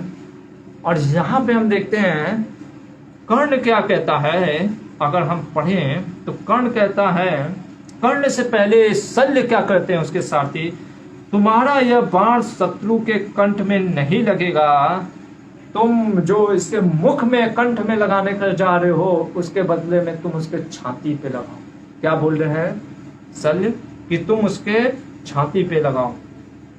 ये आपका कर्ण पर्व का चैप्टर 19 टेक्स्ट नंबर 25,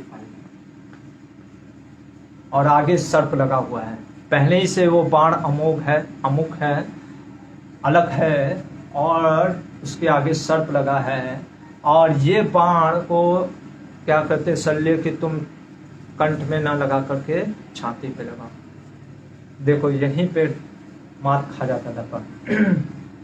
कर्ण क्या कहता है घमंड से कि मैं 2 बार बाण का संधान नहीं करता हूं।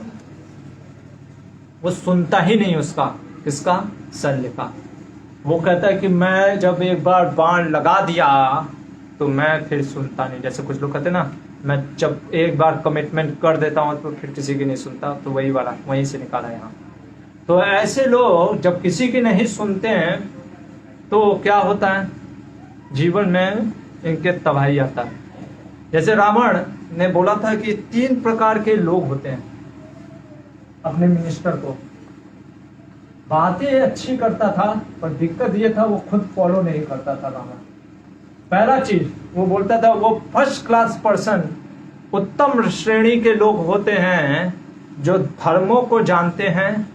धर्म को जानने के बाद ऐसे व्यक्तियों या उनके पास ऐसे गुरुजन होते हैं जो को उनको कंसल्ट करके निर्णय लेता है, यानी कंसल्टिंग विद हायर पीपुल, जिनको नॉलेज है, ठीक है, गुरु कह सकते हैं, वो फर्स्ट क्लास पीपल होते हैं।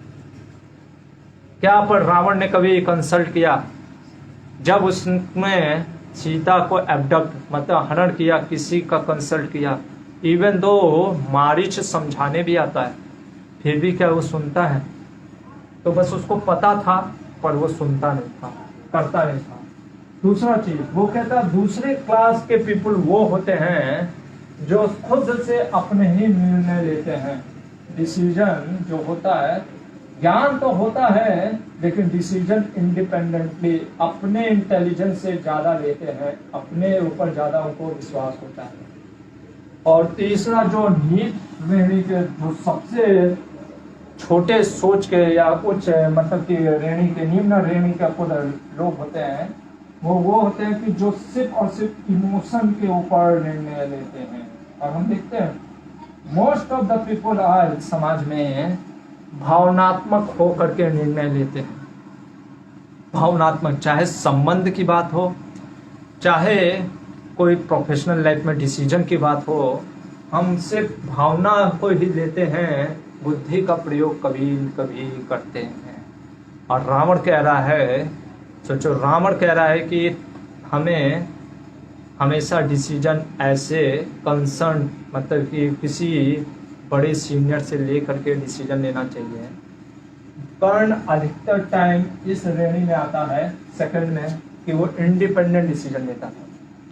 और हम देखते हैं कि रावण भी जब युद्ध में जब वो राम से मिलता भी है, राम की तरफ अगर वो चाहता तो वो जा सकता था, पर मंदोदरी बोलती भी है पर वो किसी का सुनता नहीं था। यही कर्ण का भी हाल है कि कर्ण को शल्य समझाते हैं कि तुम ऊपर मारो, ऊपर की जगह यहाँ मारने की जगह छाती पे निशाना लगाओ। वो कहता हट, मैं अपने से, तुम मेरे को सिखाएगा और वो छाती पे निशाना लगा देता है, छाती के जगह पे सिर पे निशाना लगाता है। और यहाँ पे भगवान की चतुरता देखने की चीज है। भगवान क्या करते हैं, उत्तम रथ को तुरंत पैर से दबा करके, पैर से दबाते हैं, घोड़े झुक जाते हैं, बैठ जाते हैं। घोड़े के बैठने के कारण पूरा रथ नीचे हो जाता है। जो बाण अर्जुन के कंठ पे लगा था वो उसके किरीट, जो कि स्वयं इंद्र ने, जो ब्रह्मा जी ने इंद्र को जो मुकुट दिया था और इंद्र ने अपने पुत्र अर्जुन को वो मुकुट दिया था, वो मुकुट को मारते हुए सांप सर्प भी निकल जाता है। और यहाँ पे हम देखते हैं अर्जुन बच जाता है। और यहाँ पे एक इम्पॉर्टेंट लेसन सीखते हैं, लर्निंग द कम्युनिकेशन स्किल, कि कितना हार्ट टू हार्ट कम्युनिकेशन था। इसीलिए इफेक्टिव कम्युनिकेशन के लिए क्या चीज जरूरत है, क्या लैंग्वेज की जरूरत होती है। अगर लैंग्वेज देखें तो यहाँ पे तो फिर घोड़े थे, उनको कैसे समझ में आ गया कि हमको बैठना है। क्या सिर्फ लैंग्वेज ओरिएंटेड होता है इफेक्टिव कम्युनिकेशन? नहीं, उसका इफेक्ट कैसा पड़ता है ये इंपॉर्टेंट होता है। जैसे यहाँ पे हम देखते हैं कि जब घोड़ों को इस तरीके से भगवान पैर से दबाते हैं, वो समझ जाते हैं कि हमको बैठना है। जैसे जटायु माँ सीता के उस वचन से समझ जाता है कि माँ सीता को प्रोटेक्शन चाहिए, वो ध्वनि को पकड़ लेता है कि हाँ, माँ सीता कहती कि जाओ राम से कहना कि रावण ने मेरे को पकड़ा है।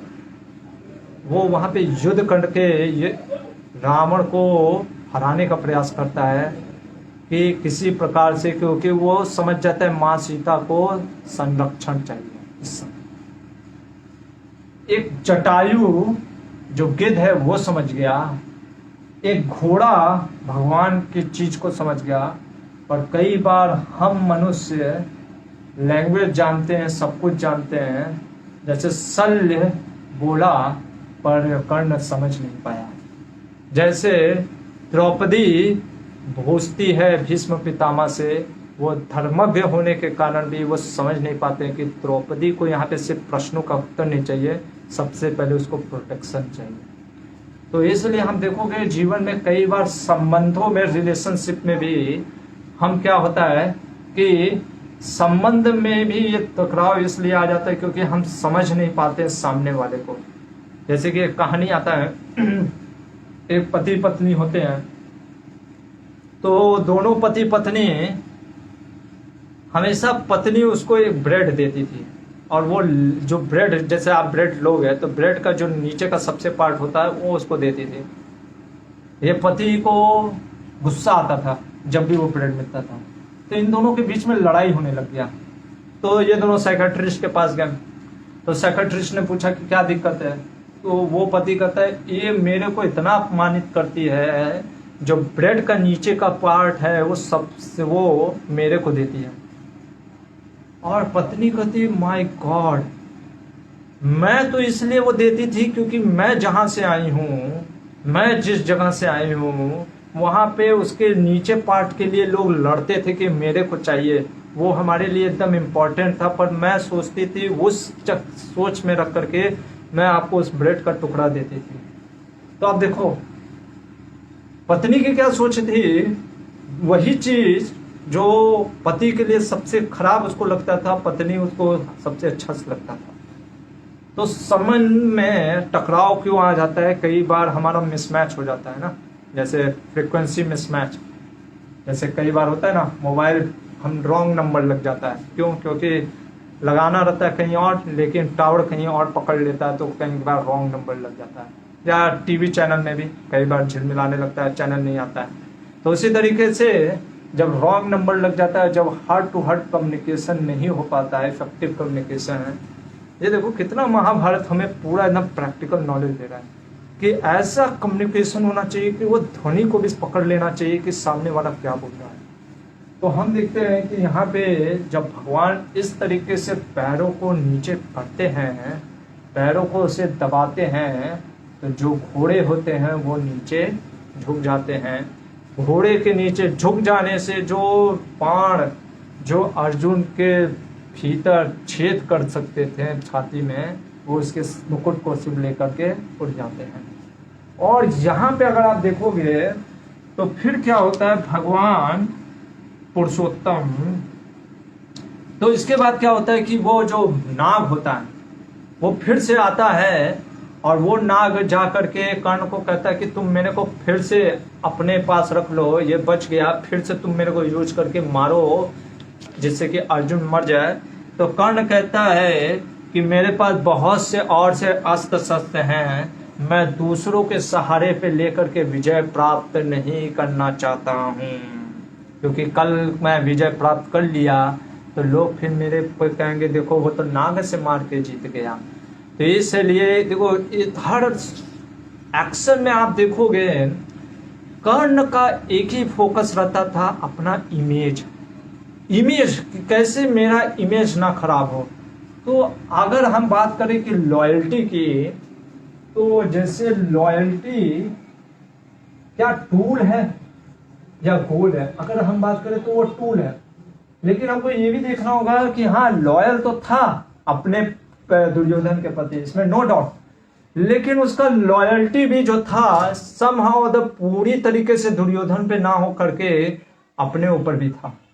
वो अपने प्रति भी लॉयल, मतलब एक तरीके से उसका खुद का जो इमेज था उसके प्रति भी लॉयल था। तो हम देखते हैं कई बार जो टूल होता है इट इज नॉट अ गोल, धर्म इज ए गोल। अगर कोई टूल मान लो बहुत अच्छा है, ठीक है, कोई चीज इंस्ट्रूमेंट बहुत अच्छा है, लेकिन वो समाज में अगर बहुत वो उत्पाद मचा रहा है, तो क्या करते हैं उस टूल को ही नहीं, जो चलाने वाले उस इंस्ट्रूमेंट को भी लोग हटा देते हैं। या जैसे एक आतंकवादी है, ठीक है, अगर एक आतंकवादी या कोई एक बहुत बड़ा स्किल जानता है मर्डर करने का या मतलब गन चलाने का, और वो सीख करके वो क्या करता है, वो लोगों को मारना स्टार्ट कर देता है, तो फिर पुलिस या जो देश के रक्षक होते हैं ऐसे भक्षकों को, आतंकवादियों को ये नहीं सोचते कि अरे कैसे रोका जाए, रोकना चाहिए कि नहीं रोकना चाहिए। नहीं, पहला मेन फोकस ये होता है कि उनको कैसे हटाना चाहिए। और उसको हटाने के लिए अगर कई बार आपको गलत तरीका भी अपनाना पड़ जाए तो वो गलत तरीका भी सही है, क्योंकि आपका लक्ष्य क्या है, समाज सुधारने के लिए। तो यहीं पे हम देखते हैं कि अर्जुन और कर्ण के साथ यही दिक्कत था कि वो टूल की तरह यूज करता था। तो इसके बाद वो कह देता है कि उसको नाग को कि मैं नहीं यूज करना चाहता हूं तुमको, तो नाग खुद ही जाता है और अर्जुन को मारना चाहता है, और अर्जुन उसको अस्त्र से, जब भगवान कहते कि ये वही नाग है जिसने तुम पे अभी अटैक किया था और ये बच गया था खांडव वन में, तुम इसको मार डालो, अर्जुन उसी क्षण उस नाग को वध कर देते हैं। और यहाँ पे जब भगवान ने पैरों से रथ को ऐसे नीचे किया था, तो जो पहिए थे वो नीचे हो जाने के कारण क्या हो गए, धंस गए थे। देखो अर्जुन के भी पहिए धंसे थे, और अर्जुन के जब चैरियट धंसा, रथ धंसा, तो अर्जुन ना उतरा था। कौन उतरा था? कृष्ण। देखो यहाँ पे ये वर्ष है कि अर्जुन के द्वारा उस सर्प के मारे जाने पर स्वयं भगवान पुरुषोत्तम श्री कृष्ण ने उस नीचे धंसते हुए रथ को पुनः अपनी दोनों भुजाओं से ऊपर उठा दिया। ये कौन सा वर्ष है? 90.55। यानी अर्जुन का भी रथ गिरा था, धंसा था, लेकिन अर्जुन नहीं उतरा। कौन उतरा? जैसे आपका मान लो व्हीकल है, खराब हो गया, तो सबसे पहले ड्राइवर उतरता है, भाई देखता है क्या है, ये ना कि पीछे से वो उतर रहा है, ड्राइवर बैठा हुआ है। तो यहाँ पे आप ध्यान देना कि अर्जुन का भी रथ गिरा, कृष्ण उतरे, अर्जुन बैठा था। इसके बाद हम देखते हैं कि जब कर्ण के मृत्यु का समय आ जाता है, इस तरीके से दोनों युद्ध कर रहे होते हैं, तब वहां पे एक आकाशवाणी होता है, और आकाशवाणी वो बोलती है कि तुम्हारे मृत्यु का समय आ जाने के कारण अब भूमि तुम्हारे पहिए को निकलेगी, और तुम परशुराम के दिए हुए उस ब्रह्मास्त्र को याद नहीं रखोगे। जब इस तरीके से कर्ण को पता चलता है, तो वो क्या बोलता है, यहां पे हम थोड़े से श्लोकों को देखेंगे। तो वो कहता है, वो बोलने लगता है, किसको? कर्ण, कि धर्मज्ञ पुरुषों ने सदा ही यह बात कही है, धर्मपरायण पुरुष की धर्म सदा रक्षा करते हैं, किंतु मैं समझता हूं वो धर्म उसकी रक्षा नहीं करते हैं। क्या बोल रहा है? वो धर्म पे ही क्वेश्चन उठा दिया। कह रहा है कि मैंने जीवन भर धर्म किया है, और कैसे धर्म किए वो तो आप कृष्ण उसको बताएंगे, लेकिन वो कह रहा है कि मैंने धर्म किया है और धर्म का प्रति मैं इतना आदर किया, पर क्वेश्चन उठा दिया कि मेरे को तो लगता है कि धर्म ही रक्षा नहीं करते हैं। अरे धर्मराज युधिष्ठिर पूरा जीवन धर्म का पालन किए, उन्होंने कभी कोई धर्म को त्यागा नहीं, उन्होंने पर कभी ऐसे वचन नहीं निकाले कि धर्म रक्षा नहीं करता। वो तो कहते हैं कि मैं धर्म का पालन इसलिए करता हूं कि रक्षा करेगा कि नहीं करेगा, मैं इसलिए पालन करता हूं क्योंकि कृष्ण और साधु संत कहते हैं कि धर्म का पालन करो। और ये देखो कर्ण का सोच, ये हमारी भी सोच हो सकती है। इसीलिए मैंने कहा कर्ण या कर्णिज्म इसको कहते हैं, ये वास्तव में हमारे अंदर भी पनप रहा है। हमें भी लगता है कई बार कि अरे मैंने इतना पुण्य किया, मैं इतनी जीवन में भक्ति किया, मैं इतने नामों का जप किया, और आज फिर भी मेरे साथ ऐसा हुआ। और फिर हम कह देते हैं कि धर्म रक्षा ही नहीं करता है, पर हम अपने जीवन में देखते नहीं है कि हम कितना अधर्म भी किए हैं। और वही कर्ण जो आज धर्म के ऊपर इतना क्वेश्चन उठा दिया, तब भगवान, और वो बोलता है कर्ण, देखो क्या बोल रहा है अर्जुन को कि अर्जुन मैं नीचे उतर रहा हूं, मेरे रथ के पहिए फंस गए हैं, तुम क्षत्रिय हो, तुम मेरे के ऊपर बाण नहीं चलाओगे, और मैं तुमको वीर समझता हूं, मेरे को पहिए निकाल लेने दो, फिर मैं तुमसे युद्ध करूंगा, मैं डरता नहीं हूं। आप देखो इसका मेंटालिटी, आप इसको पिक्चराइजेशन समझने का प्रयास करो। आप जैसे रेस में हो, आपकी गाड़ी खराब हो गई, ठीक है, और आप कहो जज से कि अरे मेरी गाड़ी खराब हो गई है, मेरे को फिर से एक चांस मिलेगा क्या? अरे बाबा आप पहले से गाड़ी क्यों नहीं रेडी रखे, और अगर गाड़ी खराब भी हो गई आपका जो सारथी है वो क्यों नहीं उतर रहा है? जैसे अर्जुन का भी तो रथ फंस गया, अर्जुन का रथ फंस गया, उसका सारथी नीचे उतर के निकाला, आपका सारथी क्यों नहीं उतर रहा है? और जब अर्जुन भी 14वें दिन जब उसके घोड़े थक गए थे और कृष्ण नीचे उतर गए, अर्जुन भी नीचे उतर गया, तो क्या कौरवों सेना ने उसको मारने का प्रयास नहीं किया था? आप पढ़ो महाभारत में। और वहां पे अर्जुन कुछ नहीं बोलता कि अरे मैं नीचे उतरा हूं कैसे मेरे को मार रहे हो, वो भी गलत दिखाया है टीवी सीरियल में।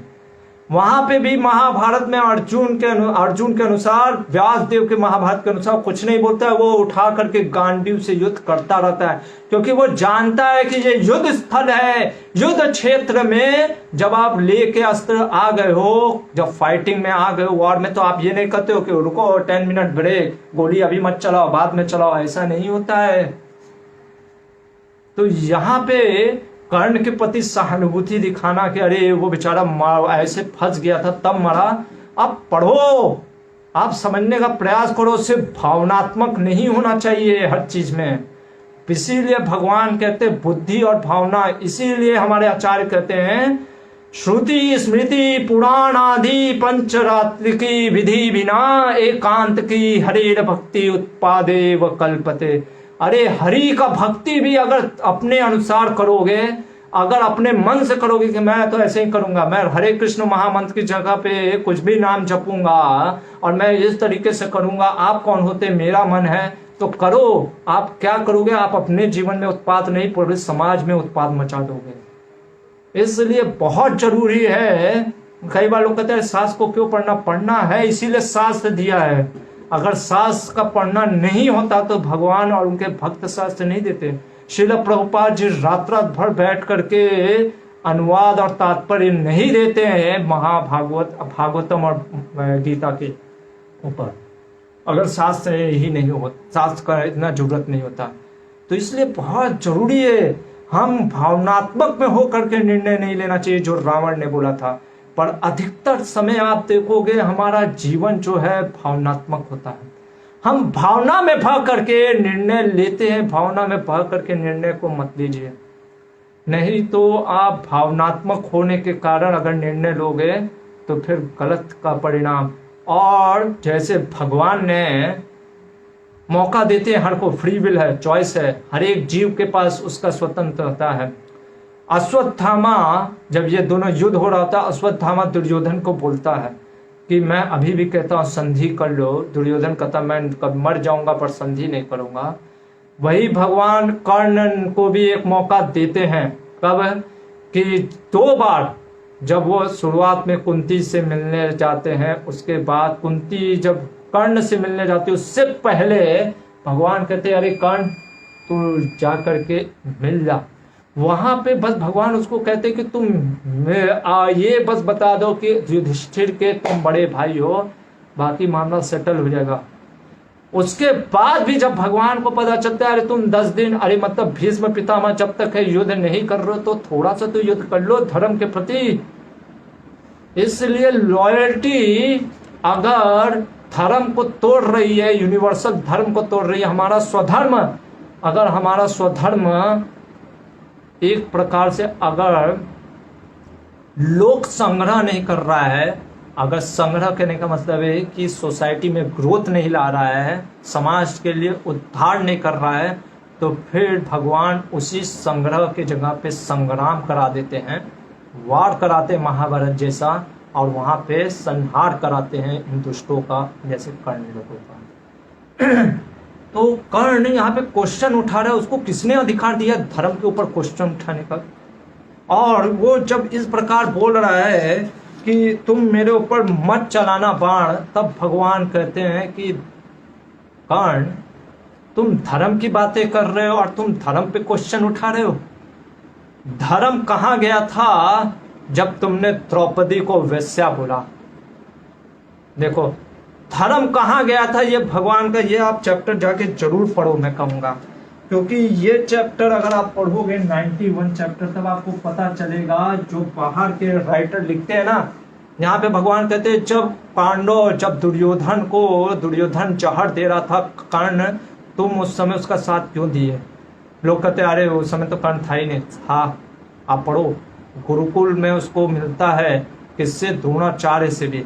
वो तो ब्रह्मास्त्र सिर्फ हड़पने के लिए परशुराम, हाँ एक गुरु का मैंने छोड़ दिया कि परशुराम के पास क्यों जाता है तो कर्ण ब्राह्मण बन करके। देखो झूठ भी, कल भगवान ने भी झूठ बोलने को कहा असत्य, लेकिन कब बोलने को कहा? कभी किसी के प्राण बचाने के लिए। क्या प्राण बचाने गया था कर्ण परशुराम के पास अपना प्राण बचाने के लिए? अरे वो गया था क्योंकि उसको द्रोण ने कहा मैं ब्रह्मास्त्र नहीं दे सकता, क्योंकि एक ब्रह्मचारी ब्राह्मण जो ब्रह्मचारी है वो, और एक क्षत्रिय जो तेज है, क्षत्रिय जिसने मतलब कि पराक्रम है, वही व्यक्ति इस ब्रह्मास्त्र को रख सकता है, धारण कर सकता है। इसलिए द्रोणाचार्य ने नहीं दिया, तब ये परशुराम के पास जाता और झूठ बोलता है कि मैं भृगु नंदन हूँ। वो मैंने आपको पूरा एपिसोड बताया था पिछले लेक्चरों में, आप देख सकते हो। तो यहाँ पे परशुराम से झूठ बोलता है असत्य, और वो कह रहा है कि मैंने धर्म का पालन किया। कई बार हम कहते हैं ना, हाँ धर्म का पालन क्या किया? ब्राह्मणों की सेवा की, दान देता था। लेकिन आप देखो भी ना, आप कहो कि मैं थोड़ा सा दान दिया और मेरा पूरा धर्म रक्षा करे, और जीवन में मैं अधर्म करूं इसलिए धर्म रक्षा करे। भगवान बोलते हैं जब लाक्षागृह में तुम भोल भाला करके, देखो कितना खतरनाक कनिक नीति का उपयोग करते थे ये कौरव लोग, कि मुंह कनिक नीति के अनुसार आप किसी को मार भी दो ना, मारने के बाद उसके आंख से आंसू बहाव के अरे बेचारा मर गया। आज लोग ऐसे ही हैं। आप देखोगे कि हमारी इतनी अधर्म में चेष्टा चली गई कि हम क्या करते हैं, लोगों के बर्थडे पार्टी में जाते कहते हैं हैप्पी बर्थडे, मन में सोचते मर जाए। ठीक है, ऐसा है, ऐसे समाज में लोग हैं जो ये सोचते हैं जैसे आपके तरक्की होता है तो लोग सोचते हैं कि इसको क्यों तरक्की मिला। तो उसी तरीके से हम देखते हैं कर्ण को भगवान कहते हैं जब लाक्षागृह का वो ऐसा कांड हुआ, तुम उसमें साथ दिए, तब धर्म कहाँ गया था तुम्हारा? जब द्रौपदी को वैश्या बोले तब धर्म कहाँ गया था? जब द्रौपदी को नग्न बोल करने का प्रयास किया जा रहा था तब तुम क्यों चुप बैठे थे? बल्कि चुप क्या, तुमने तो बोला कि अरे द्रौपदी पति ढूंढ लो अपना, क्योंकि ये सब तो अब कायर हो गए। जब तुम द्वैत वन में फिर से आए थे मजा लेने के लिए कि क्या बोलते हैं ये कि कैसे इन लोग को पांडवों को हम करेंगे, तब तुम्हारा कहाँ गया था धर्म? और आज तुम धर्म की बात कर रहे हो, सबसे बड़ा धर्म कहाँ गया? अभी कुछ ही दिन पहले तुमने अभिमन्यु को 13वें दिन जब मारा था पीछे से, तब तुम्हारा क्षत्रिय धर्म कहाँ गया था? और ये सब चीज भुला करके सिर्फ इसीलिए भावनात्मक होकर के इस चीजों को पेश करते हैं। देखो कितना बड़ा जो कर्ण का साथ देते हैं, जैसे हमने देखा असुर दानव पिशाच, तो जो कर्ण को सही दिखाते हैं ना, आप समझ लो वो लोग कौन है। आपको आश्चर्य मत करना, अगर कोई कर्ण का अगर तारीफ कर रहा है तो आप तुरंत उसको समझ लो कि वो कौन व्यक्ति है। और आप मोस्ट ऑफ द पीपुल देखोगे कर्ण का तारीफ करेंगे, क्योंकि कलयुग का प्रभाव है ना। तो यहाँ पे भगवान कहते हैं तुम्हारा धर्म के, आज तुम धर्म पे क्वेश्चन उठा रहे हो कि धर्म कहाँ गया मेरा? तुम धर्म का कार्य कभी किए ही नहीं कर्ण। आप पढ़ो पूरा। इसलिए अर्जुन को भगवान कहते कि इसको मारो, इस पे दया मत करो।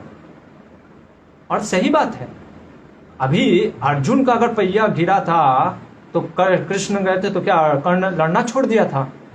और जब भगवान और अर्जुन उतर गए थे तब क्या कौरव नहीं मार रहे थे? तो हम देखते हैं कि दोनों में युद्ध होता रहता है। और अर्जुन, यहाँ पे हम देखेंगे कर्ण वारुणा अस्त्र का प्रयोग करके अग्नि को बुझा देता है, इसके अर्जुन के। और उसके बाद वो ऐसे बाणों से मारने लगता है कि जिससे कि अर्जुन के वो जो प्रत्यंचा है उसको तोड़ने लगता है। और अर्जुन के प्रत्यंचा को बार बार तोड़ता रहता है, बार बार तोड़ता है। उस तरीके से हजार, जब क्योंकि उसमें वो देखता है कि अर्जुन के जो धनुष थे इतना फास्ट था अर्जुन कि प्रत्यंचा टूटता था और फिर वो फट से चढ़ा लेता था। कब टूटता था कब चढ़ा लेता था, ऐसे कई बार मारता है, तोड़ता है, चढ़ाता है, तोड़ता है, चढ़ाता है। जब इस तरीके से दोनों में युद्ध हो रहा होता है तो एक ऐसे बाण मारता है अर्जुन को कि जो कि अर्जुन का गांडीव गिर जाता है और अर्जुन को जा करके थोड़ा सा वो पीछे गिर जाता है। और ये मौका देख करके कि कर्ण के हाथ से छूटा हुआ बाण इंद्र के वज्र के समान प्रकाशित हो रहा था, और ये मौका पाकर महारथी कर्ण ने जब अर्जुन पीछे गिर गया तो क्या किया, धरती में फंसे हुए पहिए को निकालने का विचार किया और अब कूदा। अब देखो मतलब मैच चल रहा है, आप समझ लो तीर मारे, वो तीर मारा, आपने उसको घायल कर दिया और आप सोचे कि अभी जब तक उठेगा तब तक हम, आप ये सोचे थे कि 10 मिनट बाद उठेगा तब तक मैं पहिया हटा दूंगा, ठीक है। आप पूरा सुनो, पूरा गलत दिखाते हैं। वो नीचे गिरा, कहाँ गिरा ध्यान दो, इसलिए मैं ये पढ़ रहा हूँ पूरा आपके लिए। ये 91 चैप्टर है कर्ण पर्व का, कि जब मौका पाकर कर्ण ने धरती में धसे हुए पहिए को निकालने का विचार किया, वह रथ से कूद पड़ा, दोनों हाथों से पकड़कर उसे ऊपर उठाने की कोशिश करने लगा, परंतु देववश होने के कारण, यहाँ पे भी देखो एंडेवर डेस्टिनी, अरे उसकी मृत्यु का कारण आ गया था, ब्राह्मण का श्राप था भाई, कैसे उठेगा वो। कई बार हम भी, जैसे खास करके आप देखोगे, देखो पूरा कितना कलयुग का चरित्र लोगों के बारे में बता रहा है ये महाभारत। हमको लगता है हम अपने बाहुबल से सब कुछ कर लेंगे, देव को टालने का प्रयास करते, वैसे ही ये कर्ण था, ये सोचा कि बाहुबल से उठा करके, उसको लगा था कि मैं तुम्हें निकाल लूंगा, पर वो देववश के कारण धरती माता उसको पकड़ ली थी, उसको पहिए को। और जब वो नहीं निकाल पा रहा था, इसी समय अर्जुन को होश आ गया। किसको आ गया? होश आ गया। और उसको लगता है कि अर्जुन को, देखो आप जैसे सोच रहे हो ना, जैसे सिंपल सा है, कोई मैच हो रहा है, रेसलिंग मैच या बॉक्सिंग का मैच, आप मार दिए और आपको लगा कि अभी वो थोड़ा सा उठेगा, आराम करेगा, या उसको टाइम लगेगा, तब तक आप है ऐसे कर रहे हो, और बॉक्सर अगर पीछे से मार दे तो इसमें क्या आपकी गलती है? उस बॉक्सर की गलती है? नहीं, मैच चल रहा है, ये युद्ध चल रहा है, और आप मौका फरिश्ती उठा करके सिर्फ बाण उसको पहिए को उठा रहे हो, और उसमें भी आपको लगाता है आप उठा लोगे, नहीं उठा। यहाँ पे अर्जुन क्या करते? अंजलि का बाण लेकर के तैयार रहते। और जब गांडीवधारी अर्जुन भी सोचने में पड़ जाते, तब भगवान कहते हैं, देखो कितना मतलब कि ये जो कर्ण का कैरेक्टर है वो कितना इम्पोर्टेंट है, कि भगवान भी जानते हैं कि यहाँ पे जो अर्जुन है वो घबरा जाएगा, और अर्जुन भी इमोशनली अफेक्टेड हो गया। सोचो, जब अर्जुन जैसा व्यक्ति इमोशनली अफेक्टेड हो सकता है तो हम लोग भी इमोशनली अफेक्टेड हो सकते हैं। इसलिए भगवान क्या करते हैं? बुद्धा भाव समन्विता, बुद्धि और भावना दोनों का जरूरत होता है। भावना अच्छा है, भावना अच्छा होना चाहिए, लेकिन बुद्धि भी अच्छा होना चाहिए। अगर एक माँ सिर्फ ये सोचे कि मेरी भावना अच्छा है अपने पुत्र के लिए, और मेरा पुत्र मांग रहा है गरम गरम आलू के पराठे, लेकिन डॉक्टर ने मना किया है कि मत देना, इससे उसकी तबीयत बिगड़ जाएगी, और बच्चा ये सोचता है, बच्चा रोने लगता है, माँ ये सोचती है कि मेरी भावना अच्छी है तो मैं दे देती हूँ आलू के पराठे, भावना अच्छा है, पर परिणाम देखो ना उसका क्या होगा, बच्चा क्या होगा? गिर जाएगा, स्वास्थ्य और उसका बिगड़ जाएगा। उसी तरीके से सिर्फ भावना ही अच्छा नहीं, ज्ञान की भी जरूरत होती है। ज्ञान कहाँ से आएगा? बुद्धि से। बुद्धि कहाँ से आएगा? जब शास्त्र का अध्ययन करेंगे। इसलिए सिर्फ भावनात्मक होकर के निर्णय लेंगे तो जीवन में फंसेंगे, और अधिकतर समय इसलिए व्यास देव ने इसको दिया है, आचार्य कहते हैं, इसलिए व्यास देव ने इसको दिखाया है कि जीवन में निर्णय जो लेना चाहिए। ये महाभारत है, ये मूवी नहीं है जहाँ की हर कुछ आपको अनरियलिस्टिक दिखाई देगा। ये रियलिस्टिक है कि वास्तव में जब अर्जुन जैसा धनुर्धर भावना में फिर फंस गया, कंपैशन, इमोशन, क्योंकि वो देखता है। कई बार हम जो देखते हैं ना, भावना में हमको बहा देता है। इसीलिए लोग कहते हैं ना, सिर्फ believing the seeing is believing. जो सिर्फ प्रत्यक्ष प्रमाण से सिर्फ प्रमाण का लेने का प्रयास करते हैं, जो शब्दों को नहीं सुनते, शास्त्रों के शब्दों को, वो जीवन में गलत कर देते हैं। अर्जुन पहली बार भी जब देखता है अपने दादा और गुरु को, घबरा जाता है और कहता है धर्म विमूढ़ हो गया हूं मैं। देखो, अर्जुन को कोई संकोच नहीं था बोलने में कि हाँ मैं धर्म से विमूढ़ हो गया, इसलिए हे कृष्ण मेरे को बताओ। पर हम कई बार धर्म विमूढ़ में पड़ जाते हैं और पड़े रहते हैं, लेकिन हम सोचते हैं हम गुरु के पास क्यों जाएं, हम अपने अहंकार के वश में कहते हैं हम अपने से सॉल्व करेंगे। पर अर्जुन यहाँ पर भी धर्म विमूढ़ में पड़ गया, क्योंकि जो हम देखते हैं वो प्रभावित कर देता है। माया अधिकतर बार हमारे देखने ही से ही आता है। कई बार हम देखते हैं थोड़ा सा इधर फंसते हैं, कई बार हम कुछ चीजें इसमें फंस जाते हैं, अरे ये चीज कई बार हम नहीं देखना चाहते, पर माया हमको उधर लेके चली जाती है। उसी तरीके से जो इमोशन होता है वो ज्यादा इम्पैक्ट डालता है देखने से। तो जब अर्जुन भी उसको देख रहा होता है कर्ण को कि वो पहिया उठाने का प्रयास में लगा हुआ है, भगवान कहते हैं अर्जुन इस समय ये सोचने का समय नहीं है कि वो पहिया उठा रहा है। अरे उसका सारथी क्यों नहीं पहिया उठा रहा है, उसका सारथी क्यों बैठा हुआ है शल्य। महाभारत में उसका वर्णन नहीं दिया है कि क्यों वो बैठा रह गया, पर ये प्रश्न उठता है कि उसके सारथी शल्य क्यों बैठा रह गया, क्यों नहीं उठा। और हमारे यहाँ पे दिखाते हैं कि शल्य को तो वो चला गया, कहीं चला गया, ऐसा कुछ नहीं है। शल्य बैठा हुआ है पर वो उठा नहीं रहा है, क्यों नहीं उठा रहा है, क्वेश्चन है। तो इसलिए भगवान कहते हैं कि वो अधर्मी है, और भगवान वहाँ पे अर्जुन को याद दिलाते हैं अरे ये वही पुरुष है जिसकी वजह से द्रौपदी जैसी अग्नि कुंड में जो निकली हुई स्त्री को क्या हुआ, उसके साथ इतना गलत व्यवहार हुआ। जब अग्नि को, जब ज्योति को हम इस तरीके से अपमानित करते हैं तो वो आग बन करके जला देती है। तो ये परिणाम है कर्ण का, हमें समझना चाहिए कर्ण कितना बड़ा द्रोही, मिथ्याचारी, कपटी, और हम उसको जैसे मैंने बोला ना, आतंकवादी को मसीहा बना दिए हम। तो वो कर्ण को भगवान कहते कि नहीं, इसको मारो और इसके गर्दन को उड़ा दो। क्यों भगवान कह रहे, चाहते तो भगवान ऐसे, क्योंकि भगवान दिखाना चाहते हैं, यहाँ पे बहुत कुछ सिखाना चाहते हैं कि धर्म स्थापना के लिए कई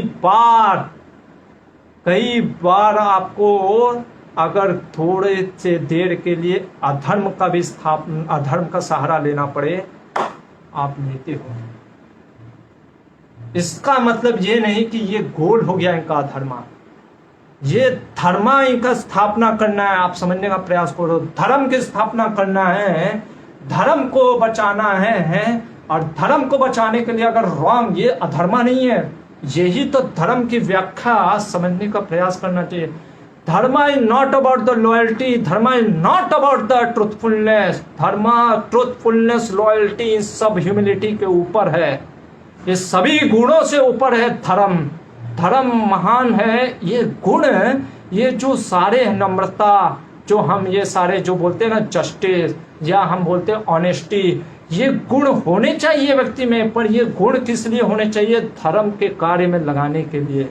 जैसे वो कौशिक ब्राह्मण सत्य बोल करके अधर्म कर बैठा, वैसे हमको भी ये गुण इसलिए नहीं लेना चाहिए कि असत्य या सत्य या अधर्म करने के लिए। उसी प्रकार से यहाँ पे भगवान कहते हैं कि मेरे को धर्म का प्रिय है, मैं धर्म का लोभी हूँ, क्योंकि मैं बार बार यदा यदा ही धर्मस्य ग्लानि भवति भारत अभ्युत्थानम धर्मस्य तदात्मानं सृजामि। मैं बार बार अर्जुन इस जगत में इसीलिए आता हूँ, किस लिए आता हूँ, धर्म की स्थापना करने के लिए। और ये जो सामने तुम्हारे सामने खड़ा है, ये अधर्म के वृक्ष का मूल शाखा है। कौन? Karna, the greatest villain of this Mahabharata. और जब ये बोलते हैं भगवान, तब अर्जुन जो उसके अंदर भी एक तरीके से कह सकते इमोशनल हो गया था, भावनात्मक बह गया था, वो उठाता है अपने बाण को और सीधे उड़ा देता है कर्ण के।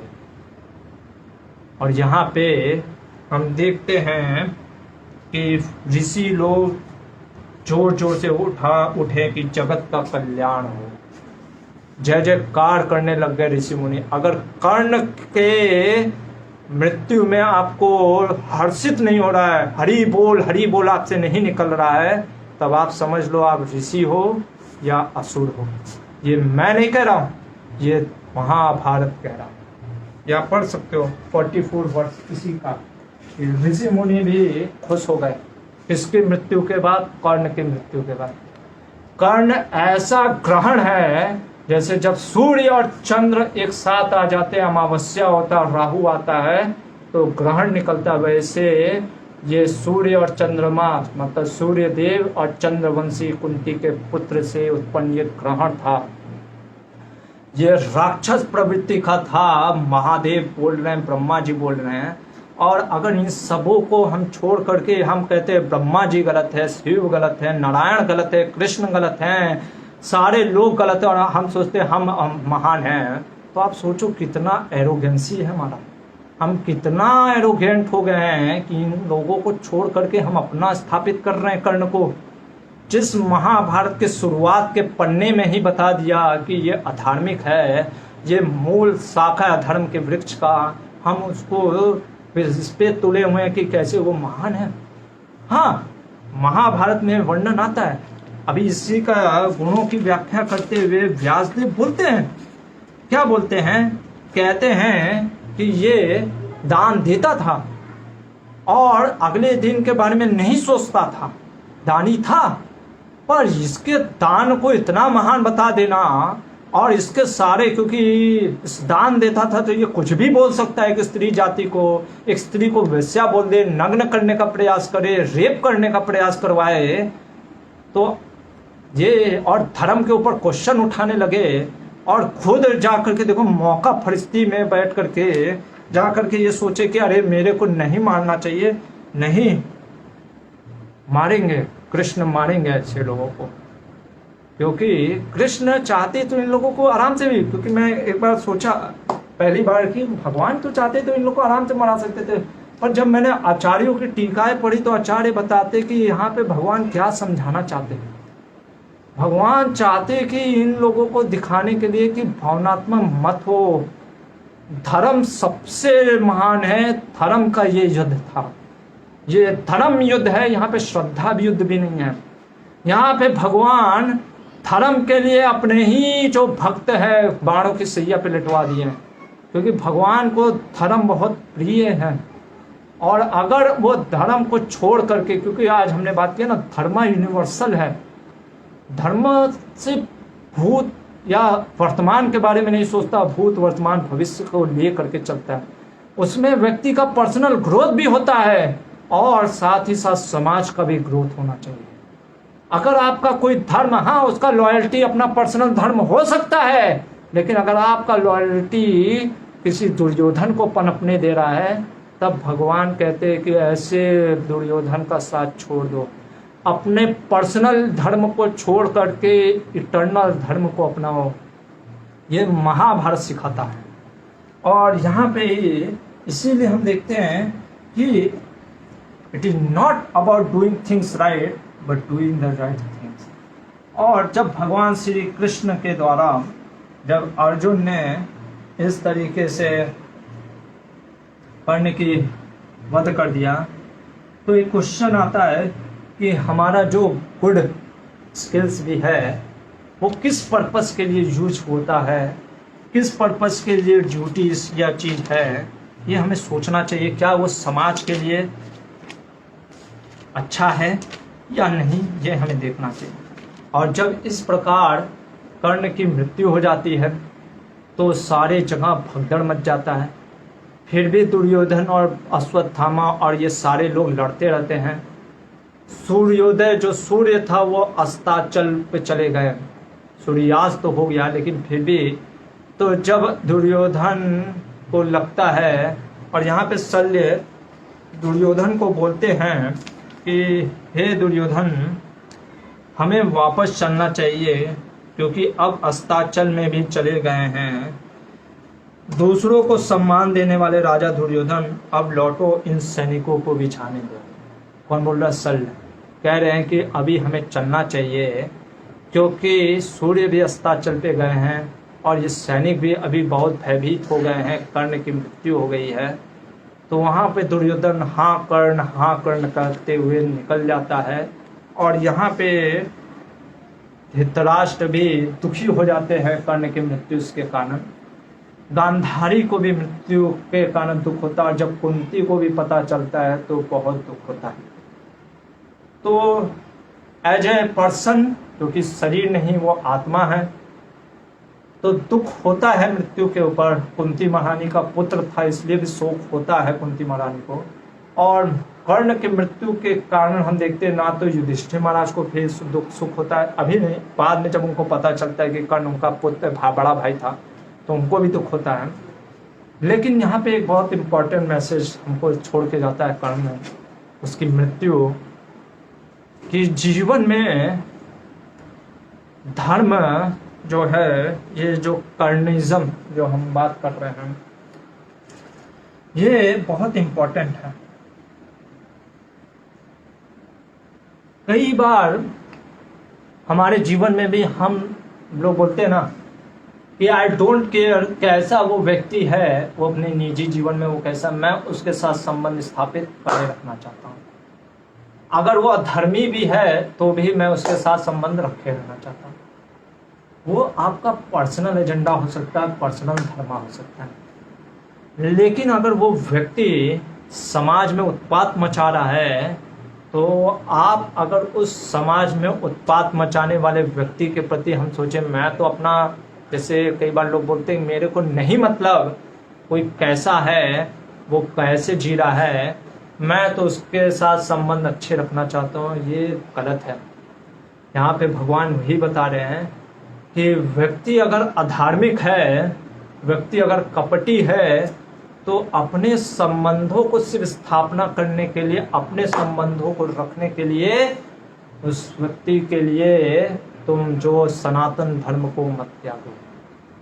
और व्यास देव कहते हैं जो इस कर्ण पर्व के माध्यम से भगवान कृष्ण की महिमा बताना चाहते थे, साफ साफ लिखा है इसमें, सनातन भगवान विष्णु की महिमा का वर्णन किया गया है इस कर्ण पर्व में। आप कहोगे कहाँ महिमा का वर्णन किया गया? यही महिमा का वर्णन किया गया है कि व्यास देव कर्ण के मृत्यु से, कर्ण के इस प्रसंगों से, जो महाभारत में जो एक महारथी कर्ण की आज जो हत्या हुई, वो हमें ये सिखलाता है, हमें सोचना चाहिए घर जा कर के कि क्या सिर्फ और सिर्फ लॉयल्टी, क्या सिर्फ स्किल ही जीवन का लक्ष्य है या पर्पस, या ऐसे बहुत चीज़ों को हमें समझना चाहिए कि जीवन का उद्देश्य क्या है, धर्म या हमारा जो लॉयल्टी है वो। आज यहीं पे रुकेंगे और कल देखेंगे 18वां दिन का, लास्ट दिन का युद्ध, क्योंकि कल विशेषतः बलराम जी भी आ रहे हैं और देखेंगे कि क्यों बलराम जी, और कुछ सिखाया भगवान ने बलराम जी के माध्यम से, वो हम कल देखेंगे। हरे कृष्णा, शिल प्रभुपाद की जय।